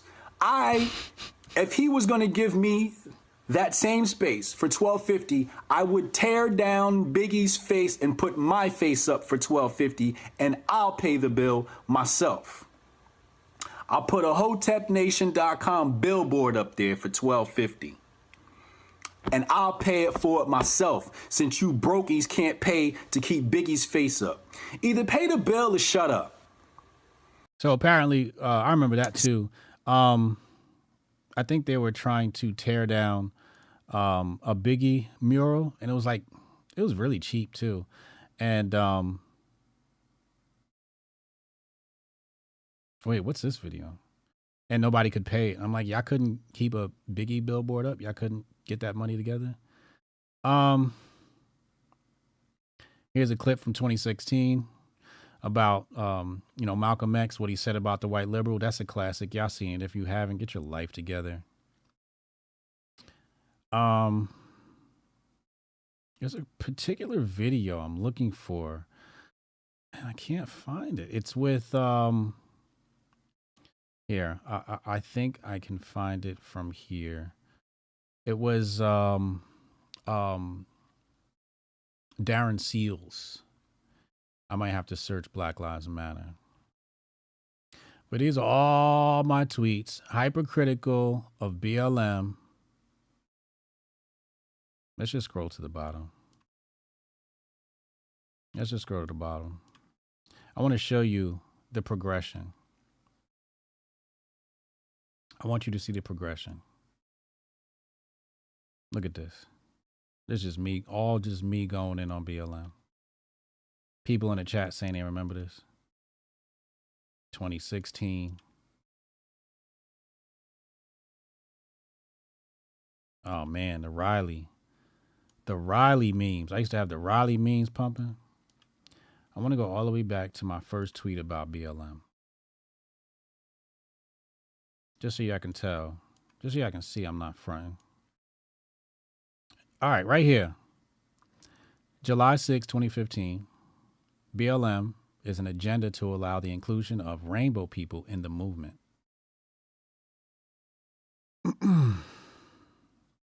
It's all right here. Planned Parenthood is back in BLM. Making notes. This is Uncle Hotep's old @ name. You see he's deleted his tweets since then. They was on his biscuit one day. Let's do a search for Black Lives Matter and see what turns up. Black Lives Matter. Let's see what turns up then. Let's go videos and maybe I'll find it there. No results for videos. Okay, thank you, Twitter.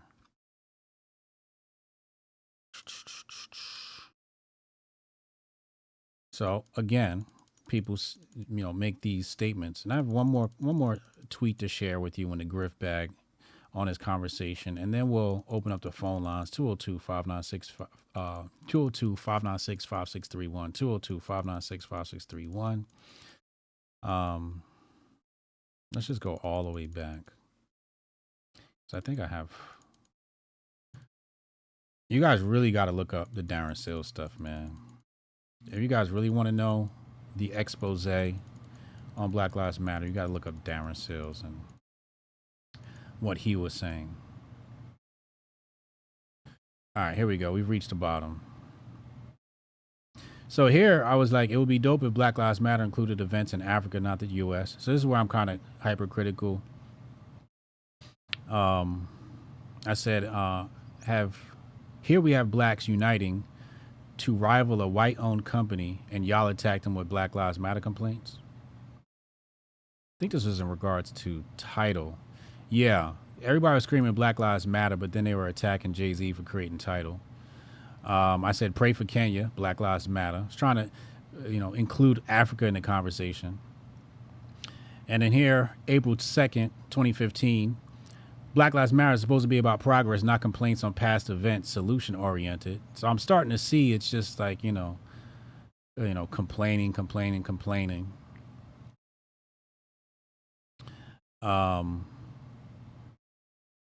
This is me against Nike.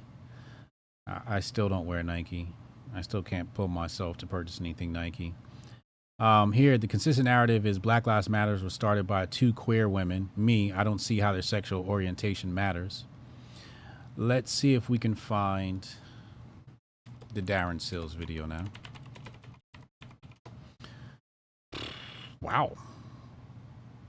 Oh, wait, I'm sorry. Let's go videos.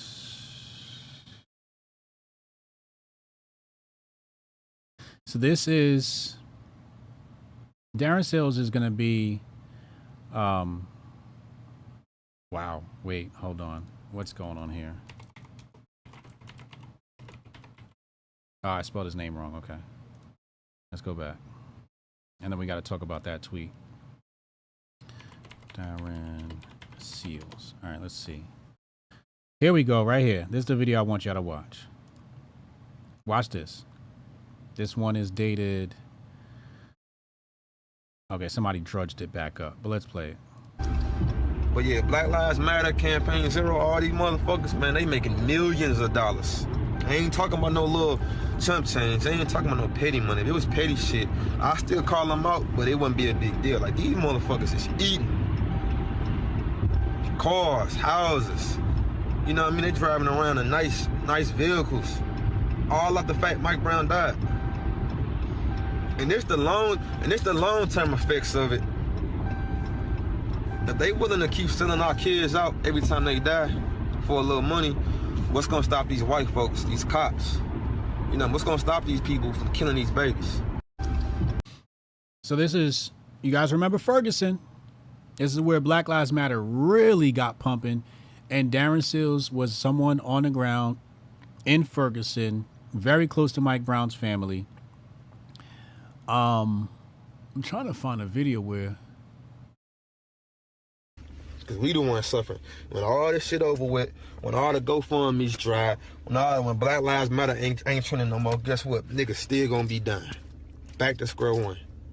So when niggas finally come together, and if you from St. Louis, you know niggas never come together here. The one time we actually came together was when Mike Brown died. And shit still ain't changed. Cause niggas sold us out. You see that?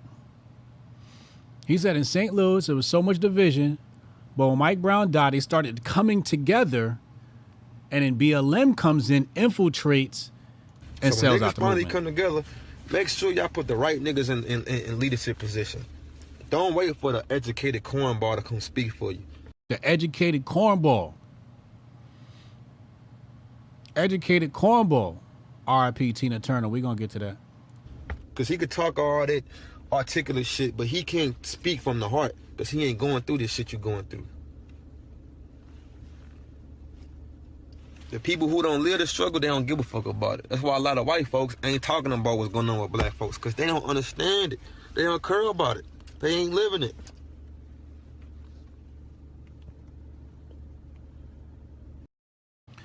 I want to find the one where he was talking about DeRay. Hey, is that me? Oh, man, those tweets are gone? Oh, man. 2016. Oh, no. They zapped the videos. Oh, no. Oh, man. Hold on. Hold on. Because back then it was DeRay McKesson was coming in.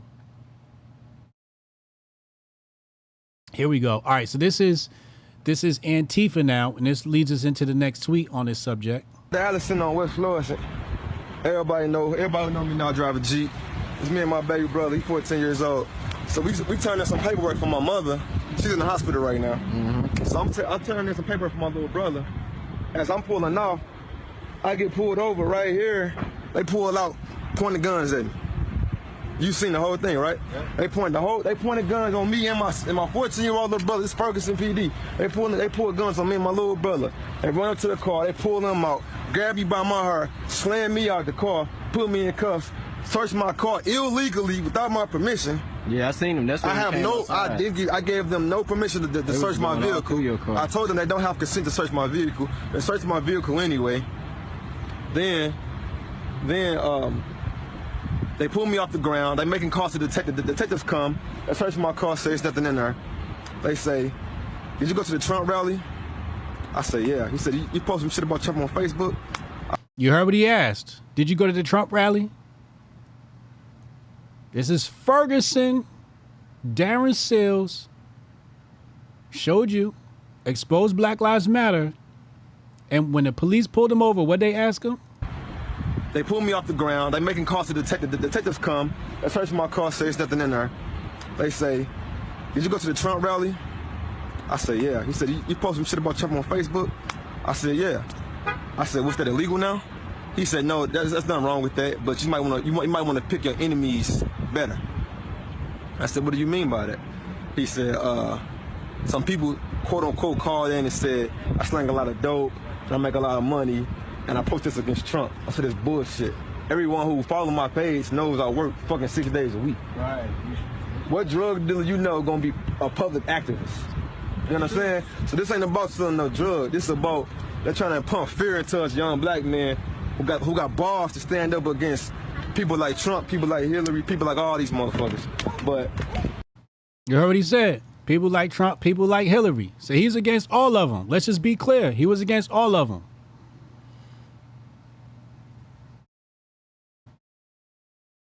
Let me see if I can find the one with DeRay.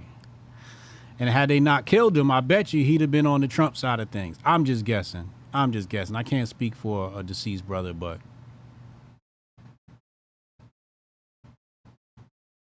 what the fuck? Come on, man. Hold on. Let me cause they putting weird shit in the threads and whatnot.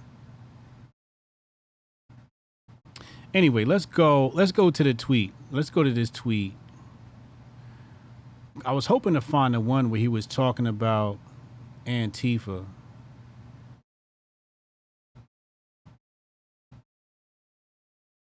But let's just go to this tweet. All right, check this out. And then we'll open up phone lines right after this. She says, watching Republicans insist that Jan 6 happened with FBI help while wholeheartedly believing BLM protests were purely organic.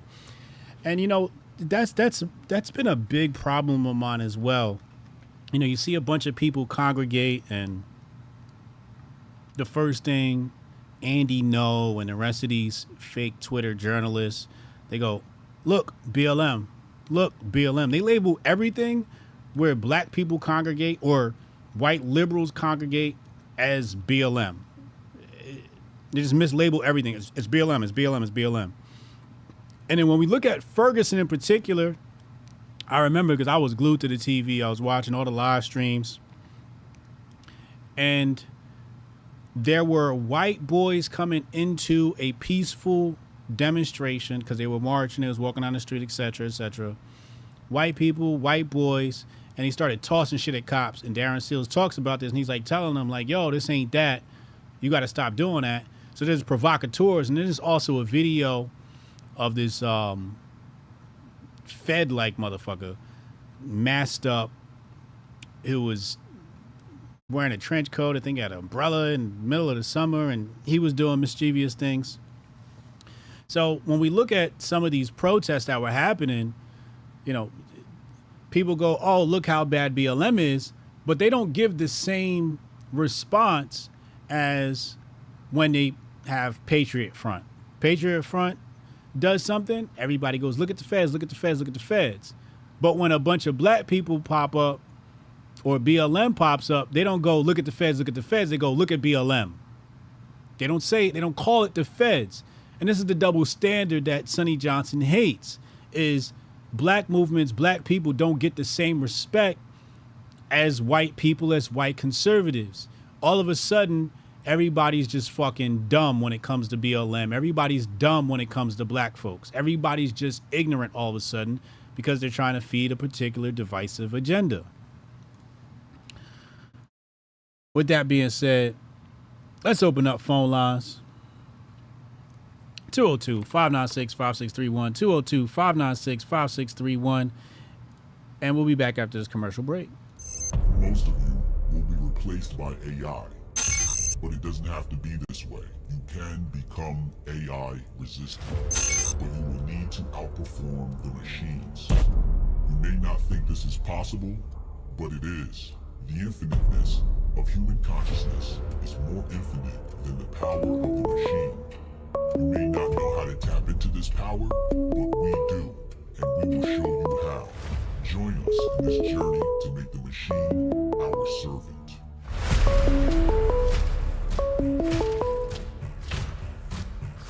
Call from Goldstein.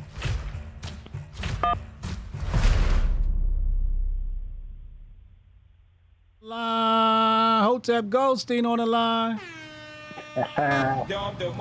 What's up, my brother? Talk to me, man. Man, what's happening? Hey, so you know the famous line, anytime there's a mass shooting of and everyone wants gun control, that famous line that the conservatives like to dust off where they say, guns don't kill people, people kill people, don't blame the gun and all that other shit? Yeah.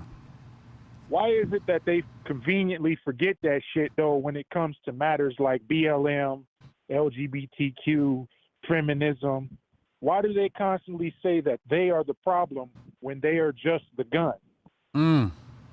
They ain't really blaming the people holding that motherfucker. They constantly blaming the weapons that these people use to destroy all this shit. Yes. BLM, just another stepping stone. LGBTQ, that's just another stepping stone. These are all the weapons. And make no mistake about it.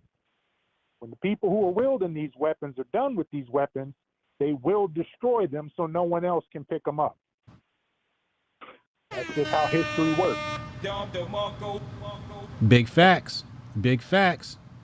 And you can almost see that worm turning, because I am convinced at this point that the reason why the media and all these groups are backing shit that is just blatant dumbassery is because they are attempting to discredit these groups, these organizations, these philosophies as they're using them. They're that's why you see so much just dumbass shit. Like, how is it people can fathom the hypocrisy and all this other shit? People will sit back and ask themselves this, like, how is it that they can say that, you know, all this shit is X when it's really Y, especially with the COVID-19, all the shit that's coming out that's been debunked, you know, all the lies, like with BLM coming out, bankruptcy and all this shit, I believe was just engineered to be able to discredit these groups as the time goes on and tear down what they needed to use to tear down everything else. Yep. And that kind of into the whole Trump and DeSantis thing, because, I mean, DeSantis has positioned himself for some time now as being the more conservative option. Everybody knows this. This is not no secret shit. Okay. DeSantis is far more right-wing than Trump. Okay. I believe that the play going forward is, because right now Trump is the man, right? Ain't nobody beating him, as they say. Yeah. DeSantis formally announcing his shit later today, all that old shit. But we still got some time before this election. And I'm calling it now. The left is going to act such an ass leading up into this election.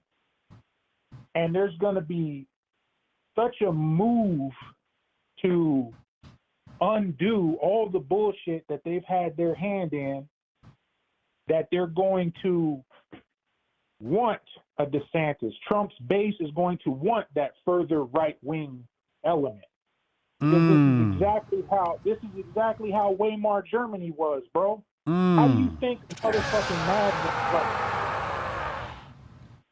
how do you think a madman like Hitler even gets into power? This dude's views didn't shift with the winds. He was the same dude from the jump.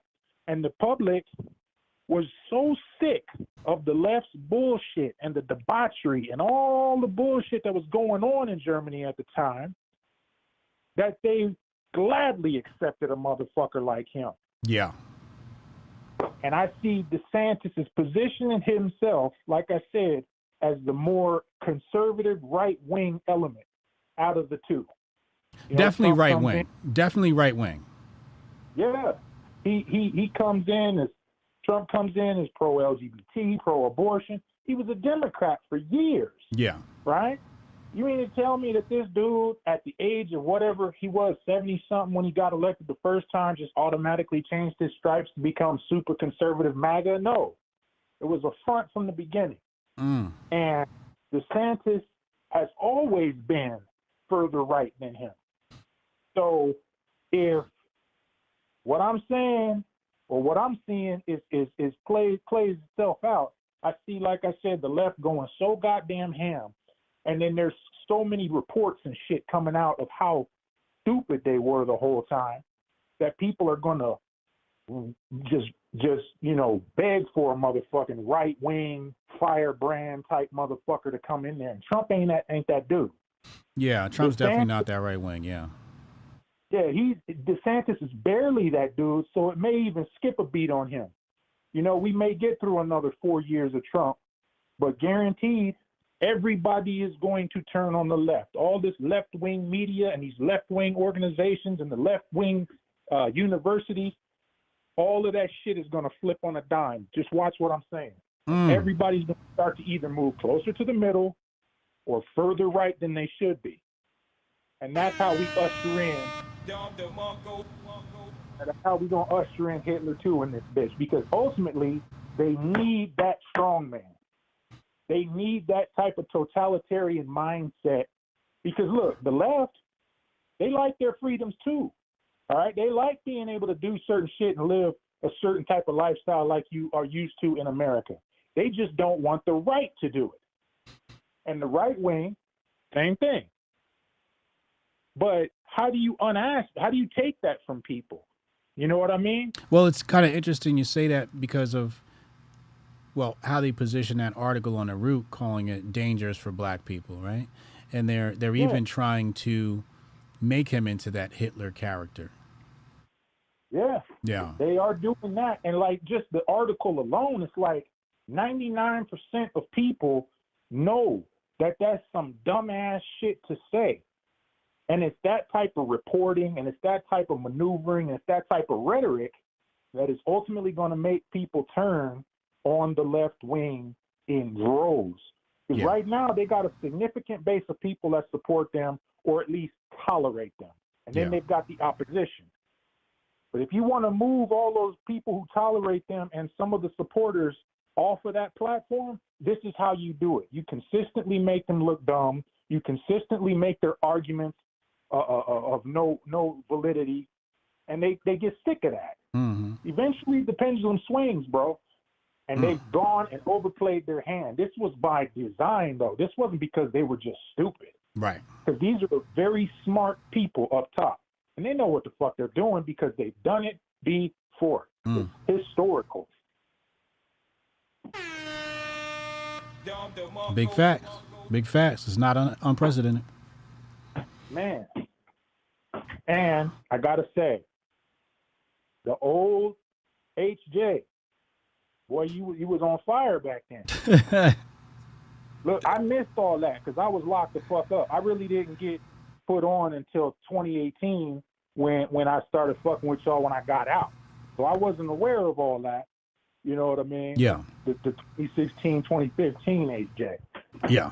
But, yeah. I mean, we was out here. Yeah, eventually, I got a feeling he going to make a comeback. I hope not. I mean, in some ways, I miss the old me. It's like, damn, man, I was on fire. I had a lot of energy, man. A lot of fire in me, man. I was a different guy back then. Yeah, look, listen. I respect what you were saying earlier about the relationship shit and how you got, these people and that people and the women and I agree with all that. I do believe there's another layer to that. But you got two types of souls in this world: those who build and those who destroy. And on its face, those may seem like the destroy may seem like, oh no, but everything is in its place. So if you're one of them spirits who's a destructive force, because that's what the universe kind of splits itself down into, you have to be integrated into a helpful position within society. And it's the same with those who create. Creative spirits can also be harmful, just as harmful as destructive ones. The key is to integrate whatever you are into making things constructive for everybody. Yeah. So, I mean, when you look at a lot of the broads, like the one who was talking about, oh yeah, he needs to do for me and all this other shit, that's a destructive force.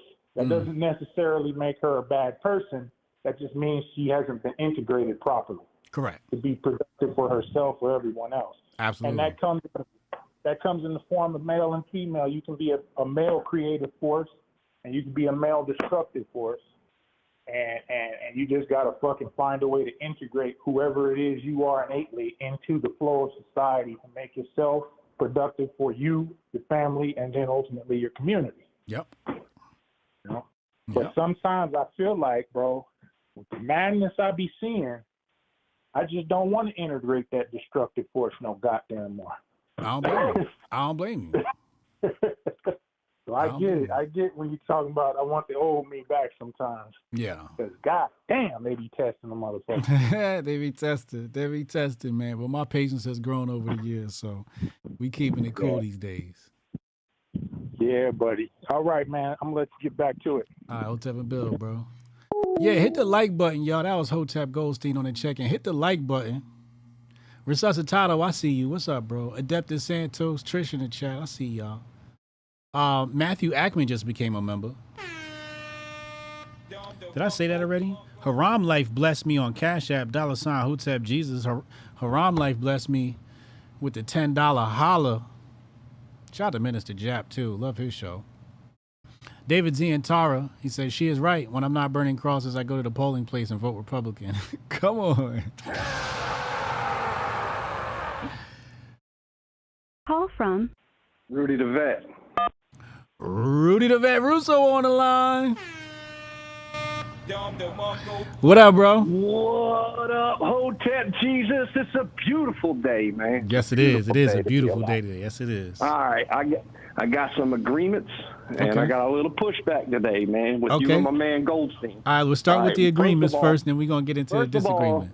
It's hard to be a king and have prophetic visions, dude. You blasted that shit from day one, man, and I respect that. Thank you. The same way in 2019, I ran around the port of Virginia telling every fucking body there, this dude's going to crush the trucking industry. He's going to break us, man. And they all were like, nah, you're a racist. You're a racist. Dudes like I told you before, dudes I grew up with.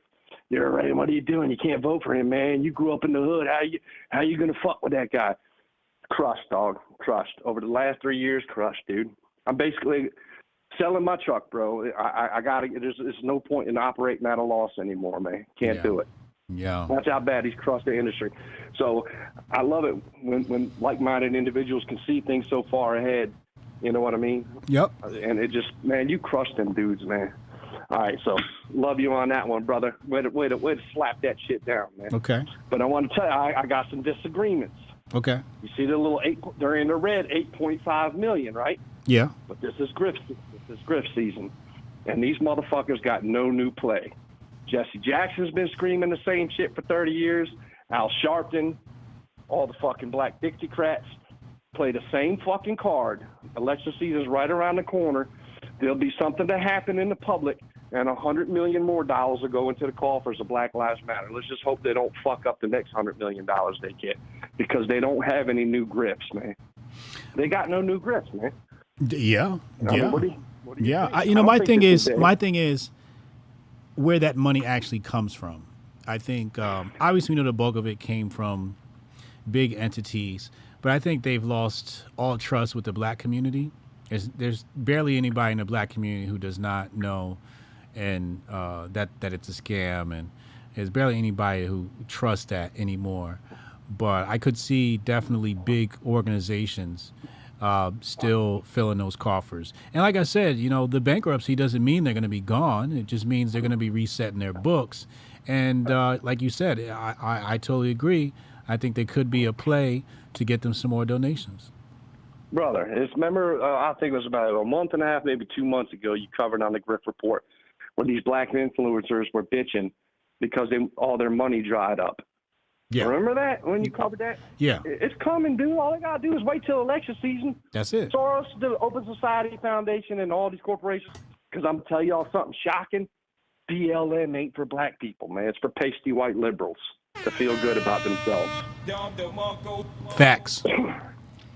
Not a rec center, not a like you said, Tamir's family didn't get a dime. I remember reading all those articles. All right, so and now as of the DeSantis Trump thing, man, this is what totally, like I can't disagree, man. The man did a way better job on COVID. You know what I'm saying, than anybody in the country. Got to give him props for that. Yeah. But when Tucker threw out that thing to all the presidential candidates who were declaring at the time, and then he threw one around DeSantis, and he came out and was like talking about Russia and Ukraine like this border industry over there in Eastern Europe is none of our concern. And within 24 hours, he came out and switched up and said Vladimir Putin's a war criminal. Dude's bought and paid for, dude. He's bought and paid for. He's bought and paid for 100%, man. 100%. He's 100%, dude. He's not gonna change the foreign policy and keep it an America first policy. He's a Harvard graduate. He's a damn globalist, man. They all sat up there in Harvard doing some jackass style fucking pranks to each other. You know what I'm saying? Doing some Alex Stein shit, walking around in bathing suits. And they got shit on them, dude. Something ain't right, dude. For you to switch within 24 hours, your whole stance that you threw out to the most popular television show about how we don't need to be playing around in Eastern Europe, and 24 hours later, Putin's a war criminal. Get the fuck out of here. That dude's bought and paid for, man. and then if you remember, like Goldstein saying, you know, that this is to bring in a right-wing figure. Soros was talking a few months ago about how he wanted DeSantis to run against Trump and rip the Republican Party to shreds. Yeah. And then if you look at Laura Loomer's feed, look at some of the backers that she's exposing right now. We're Obama bundlers. So as more as it's just a sweep into right-wing Ron DeSantis, I think it's more like rip, because if it's Ron DeSantis, I'm not voting for him, dude. I'm not voting for him because I know what he's doing. The minute you flip-flop within 24 hours on something as important as the billions and billions of our dollars and what you've done to this country, and you flip on that in the turn of a dime because your donors call you up in the middle of the night and say, how dare you say that to Tucker Carlson? You better put out a new statement now, because dude's bought and paid for, man. He's bought and paid for. And then you got, so, you know, I like Goldstein's thinking, like I'm open to it, but I really think this is it, man. This is let's smash that Republican Party. Let's divide them, because 100% Trumpers aren't going to ride with DeSantis, and the Rhino Republicans aren't going to ride with Trump. So you're going to break it down, and pasty white liberal Joe's going to walk in there half dead with his 20, 30, 40-something-year-old left-wing staffers running the fucking country in the dirt. Think about it, man. Think about it. You know what I'm saying? This is divide and conquer. That's what we talk about every day, right? Divide and conquer. Yeah. That's the ultimate divide. And I'm going to tell you how this campaign's going to go.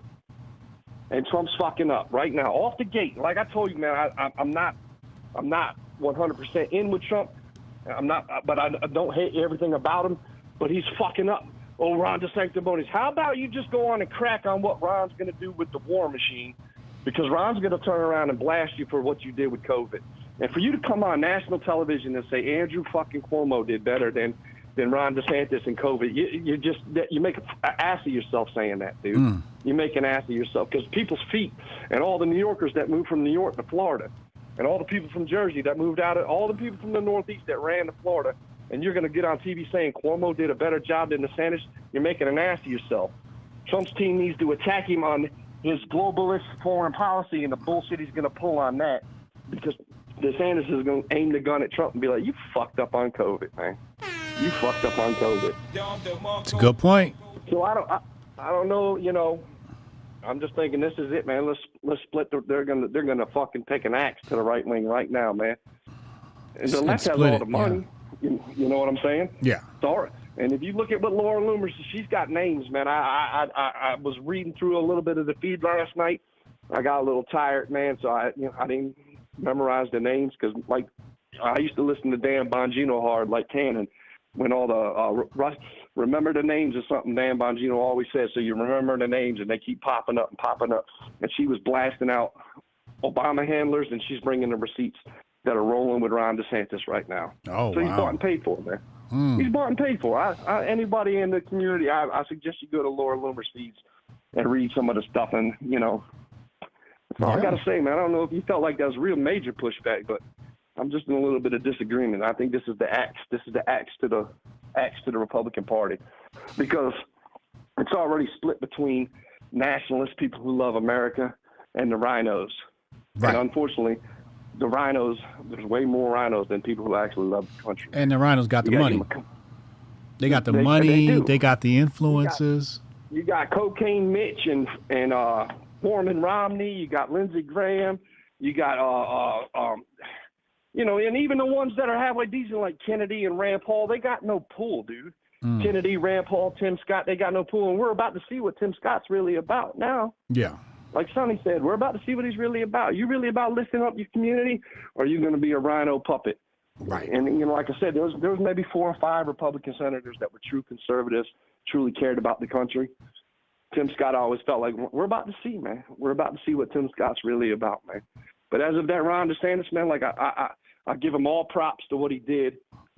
I got him all props to what he did for fighting COVID. I got all props to what he did to get CRT out of the schools. All props to what he did to clean up the election system in Florida and bring in voter ID and make voting in person, voting by mail harder. All respect to all of that. But if you can't stop sending billions of dollars to the Ukraine, and you flip-flop within 24 hours on your, then you're bought and paid for, brother. And if you see some of the names, look at some of the names Lauren Loomer's bringing up and who she's tying them to, and they're all running to back that guy, man. They're all running to back that guy. So beware, man. Like I said on Twitter yesterday, anybody that Ben Shapiro and the Daily Wire tell you to vote for, run the other way fast. Run the other way fast. And speaking of that, man. Who's Daily Wire backing? Man, you know they're up DeSantis' ass, man. Are they they? all ran to Florida. Man, Ben Shapiro might as well bend over and let Ron run it in him, man. That's how. Oh my God. You know, he'll try to act like he'll act like he's got to act like he's impartial. And I'm a facts first, man. Facts don't care about your feelings. Dude, that dude. Trump can't win. Trump can't win. You listen, I mean, I don't listen to him anymore, but I mean, I can hear him now. Trump can't win. Trump can't win. I see a little clip here and there. Nah, he'll get crushed in the general. DeSantis is. I mean, come on, man. It's Shapiro, dude. It's Shapiro, man. When DeSantis puts out legislation where you can go to jail for passing out pamphlets on the college campus that attack Jabari's people, you can get 5 years in jail. You don't think Ben Shapiro's jumping up and down for that? Yeah, that's But true. you could go on that college campus and say white people suck. You can go on that college campus and say black people suck. But you go on that college campus and say Jabari people suck, your ass is going to jail. That's true. That's true. You know what I'm saying? Think about it, man. So, you know, and then they're going to be whipping them into a frenzy. Come on, guys. And the thing about what was it was about, you were bringing up something, man. I'm telling you why. It's because the wrong whites have the fucking megaphones, dude. I forget. I'm in the gym, dude. I'm focused on pushing the steel, man. My bad. You were brought up something earlier, and it was just lean back to something where I'm telling you, man, the wrong white folks have the damn microphone, dude. The wrong ones, man. Yeah. The absolute wrong ones. All the liberals and the victim reds, man. The victim reds and the white liberals have the microphones, and that's the problem, man. A true red white like myself will never get the microphone. They'll never give it to me. I'm already on YouTube. I can't even hit, dude. Every 5 minutes, man, my chat blocks out. I'm typing stuff. I can't. They're blank. I commented on one of Corleone the Wars videos the other day. They sent me something like, if you do this again, we're gonna attack you. You're not gonna be able to comment on videos. And ever since I got that warning from YouTube, I can't even stay. Like, the chat keeps flipping on me. I'm like, hey, is anybody seeing this? Every now and then it'll pop up. People be like, hey, Rudy. Like, dude, they'll never let the right, red, white have the microphone, man. And the ones that have it, they're not. That's not us. They don't represent us, y'all. They don't represent us at all, man. Big but facts. That's about it, my brother, man. Once again, great day, man. Love to hear it, man. Love the community, man. Hotep and build. I don't know if you feel like that's pushback. That's just my opinion, man. No, I love it. I love it, man. I want you to enjoy this beautiful day, man, at Hotep and Build. I sure will, brother. Hotep and build. All right. Rudy the Vet Russo want to check in. Yeah, he got a little spicy stuff, didn't he? He got a little spicy. I'm getting texts here. People trying to call in. Phone lines are open, 202-596-5631, 202-596-5631. Go ahead and hop in now. Pause, just in case.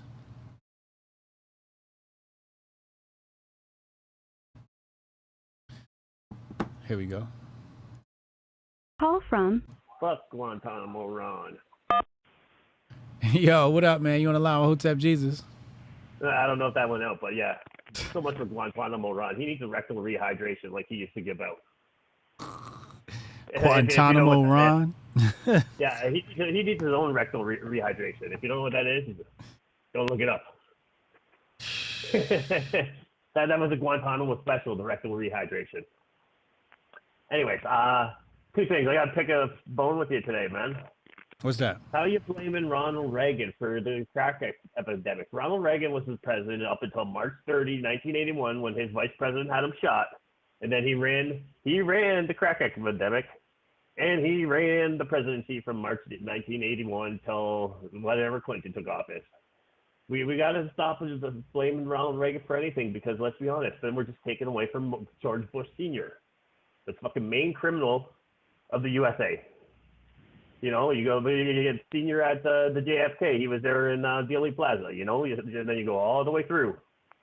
So we need to stop blaming Ronald Reagan for the shit that his vice president did in his name.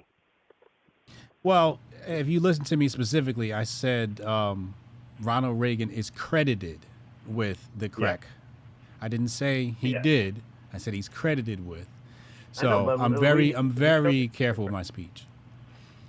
We know the difference, so we need to actually, okay, see if you're careful. But it was under his presidency, though. It was under his presidency that in order to, get a hold on the drug problem, that they did spread more crack to take people down. That did happen under his presidency. Got in with Reagan, right? So you said what? Bush Senior never would have got in under anything other but Reagan, right? That's true. Yeah, I wouldn't argue that. On that one. Yeah. Because, let's be honest, I get tired of people trying to blame Ronald Reagan for everything, because, let's be honest, his vice president had him shot. This is a fact. And, not only do we know that his Hinckley's father was business partners with Senior in Zapata, we also know Junior was actually giving awards to Hinckley's family after in the 2000s. Yeah.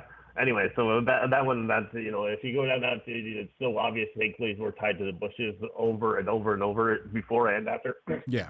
But going into the BLM thing, and I brought this up on Hotep's Been Told You before.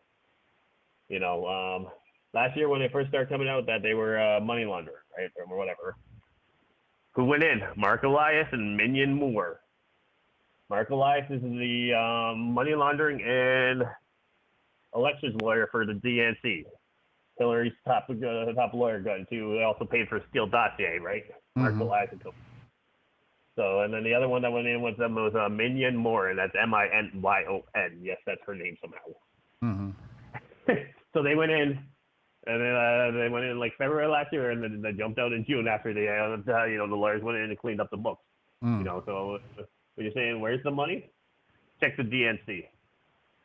Although DNC's probably already moved it all to Ukraine anyways, way before then. Yeah. Good stuff, Anyway, man. Like I say, Guantanamo Run. He needs to, anyone who wants to push him. Yeah, he was there. He was doing the interrogations and whatnot. So that's a disqualifier for anyone. Like, let's come on. Yeah.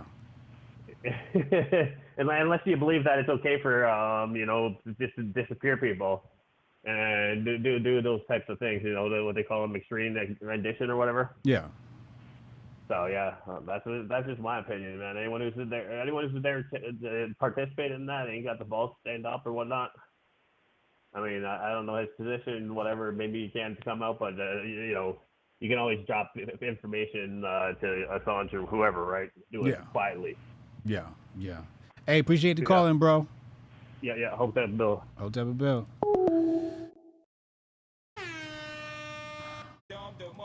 Jonah Ryan out in Canada on the check-in. I think I got another caller trying to get in here. Go ahead, hit the phone lines, 202-596-5631, 202-596-5631. Jonah always going to come in with the 10-4 hat on, 10-4 kufi on tight. You know, he's always going to come crazy. R.I.P. Tina Turner. Man, she lived a good life. I don't know about y'all, but I'm looking at this PlayStation showcase trying to figure out what I'm copping next. Definitely looking forward to some Spider-Man.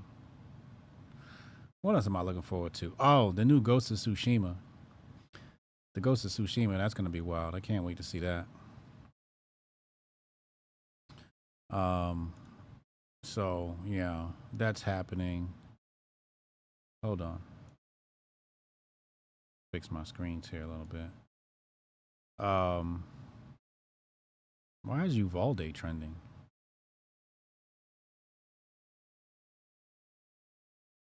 Oh, they got some new camera footage. Officers vomiting and sobbing outside after they entered the classroom. After a months-long investigation into why police hesitated during the Uvalde shooting, the answer is the police were afraid to. So there's some footage. I'm not going to play that footage. It's probably not good for your health to watch. But if you guys want to go watch that on your own time. Rainbow is trending. Why is Rainbow trending? Oh, is it because of Target? That's trending. Don't forget, June is Strong Dad Month. Strong Dad June. We're going to name it after Strong Dad Protocol. Strong Dad June. Make sure y'all celebrate. Wait, where we at? Oh, who was that? 651? Oh, let's see. Call from Trish. Trish, what up?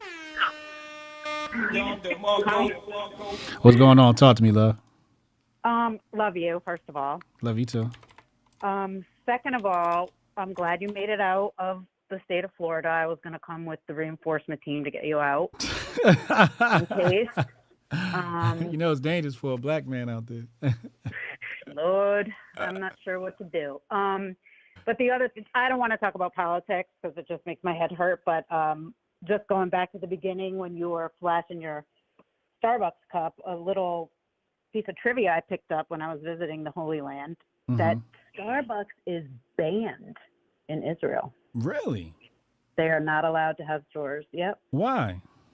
Because apparently they're against Israel. Yeah, they've come out against Israel. Remember the thing with like Ben and Jerry's? I think they had a huge thing too. Yeah. But yeah, there was a lot of people in my group that were like, oh my God. I was like, hey, stay woke, people. Wow. I didn't know that. Yeah. But that's it. I didn't really want anything. That's all I wanted to say. I don't. How was the fatherland? Israel. Oh, how was that trip? It was amazing. It really was. I mean, I learned a lot. I saw a lot. Definitely. I mean, I love to travel, as you know. So, I mean, that was a great opportunity. So I was glad I got to go. So. Yeah. But it was great, yeah. But I definitely, and actually my favorite place was in Bethlehem, which is actually in Palestine. It's not in, it's in one of the, you know, what do they call them? I don't want to say territory, that could be wrong, but that might be what they use. So, because there's a lot of places there where you have to show identification, a pass to get in. Oh God, is it called territories? I can't remember, but it doesn't matter. Settlement. But yeah. So the Israelis are like banned from going in, and yeah. There is no such thing as Palestine. What are you talking about? I mean, I say it, but yeah. But it was interesting, and you know, just I learned a lot. You know, I learned a lot about Palestine and everything. I mean, I have a book on my book list that I'm gonna get ready to read about all of it. There's just too much. I have too much reading to do. Yeah. Yeah. So, and I just want to also say a big shout out to the chat. Everybody's super respectful, and everybody gets to state their opinion. No one's being a total jerk, because usually we get some of those. I also want to say a shout out to Rudy the Vet. I love you. Hotep Goldstein, same. I hope you guys come to Hotep Con soon if you're not this year. And that's it. Really. Awesome. Thank you for the check-in, Trish. You know what's funny I'm so is glad I finally got through. Damn. you know what's funny is today when I was on the phone, I forget who I was on the phone with. I don't know, it was Hotep Goldstein or whatever. I'm like, Trish never calls in, and then you called in. I was like, wow, this is amazing. Half the time I'm over here trying, and I'm usually dialing the wrong area code, because I mean, I know 202, but I guess my hand automatically goes to 203 because that's where I'm from, my former state of Connecticut, which is now a communist state. So Yeah. I am in the great state of Florida, Mm-hmm. and that's the way it is. And you're welcome here anytime. I'll be back soon. All right. Love y'all. See ya. All right, see ya. Hotel Bill. It's my sis, Trish. I never thought I'd have a white woman in my life that I'd call sister, but she is, I adore Trish. I absolutely adore Trish. She's a lifesaver. She's a huge part of Hotep Nation, huge part. She helped Hotep Con come together like nobody else. So yeah, really love her. That's my sis right there. So make sure y'all show her some love. She gonna be on y'all asses too if y'all try something stupid. Also one of my handlers as well. I think that was the last caller. Let me see here. Hold on. We had Trish was trying to get in here. 651, you were trying to get in here. 651, go ahead and hit the call in. I'll get to 651 and then we'll head out. 651. Anybody else was trying to get in here? Yeah, I think just 651 was trying to get in, and I gave you a few moments to call in as I look through the PlayStation showcase here. What's this? Oh, the new Ghost of Tsushima. Oh, this is gonna be fire. Oh, not wall running. Not wall running. Oh, Lord. Yeah, that's gonna be fire. That's gonna be fire. I love playing this Spider-Man game. So I know Matt Walsh doesn't like men who play video games or something like that. So, you know, he's probably not gonna like me. And I know some people say, hey, you know, men shouldn't be playing video games. Guess what? I have moments where I play video games. For example, when a video game first comes out, I didn't get the new Star Wars, mostly because the last time I played it, it gets redundant after a while. So I didn't get the new Star Wars game. I promised the kids I'd get it, but they have certain achievements and life achievements they have to unlock to get that game. But Spider-Man's one of those games where I just love it. You know, just web swinging is just, in itself, is just a joy. Like, sometimes you just got to turn the game on and web swing for 15 minutes and just turn it off. Hitman, I got Hitman 3. That's really fun. I think I'm going to open up. They got a new mode. I'm going to open up that new mode probably today. But I have these moments, you know, me and video games, we have these moments where I'll go like 90 days where I won't touch the PlayStation.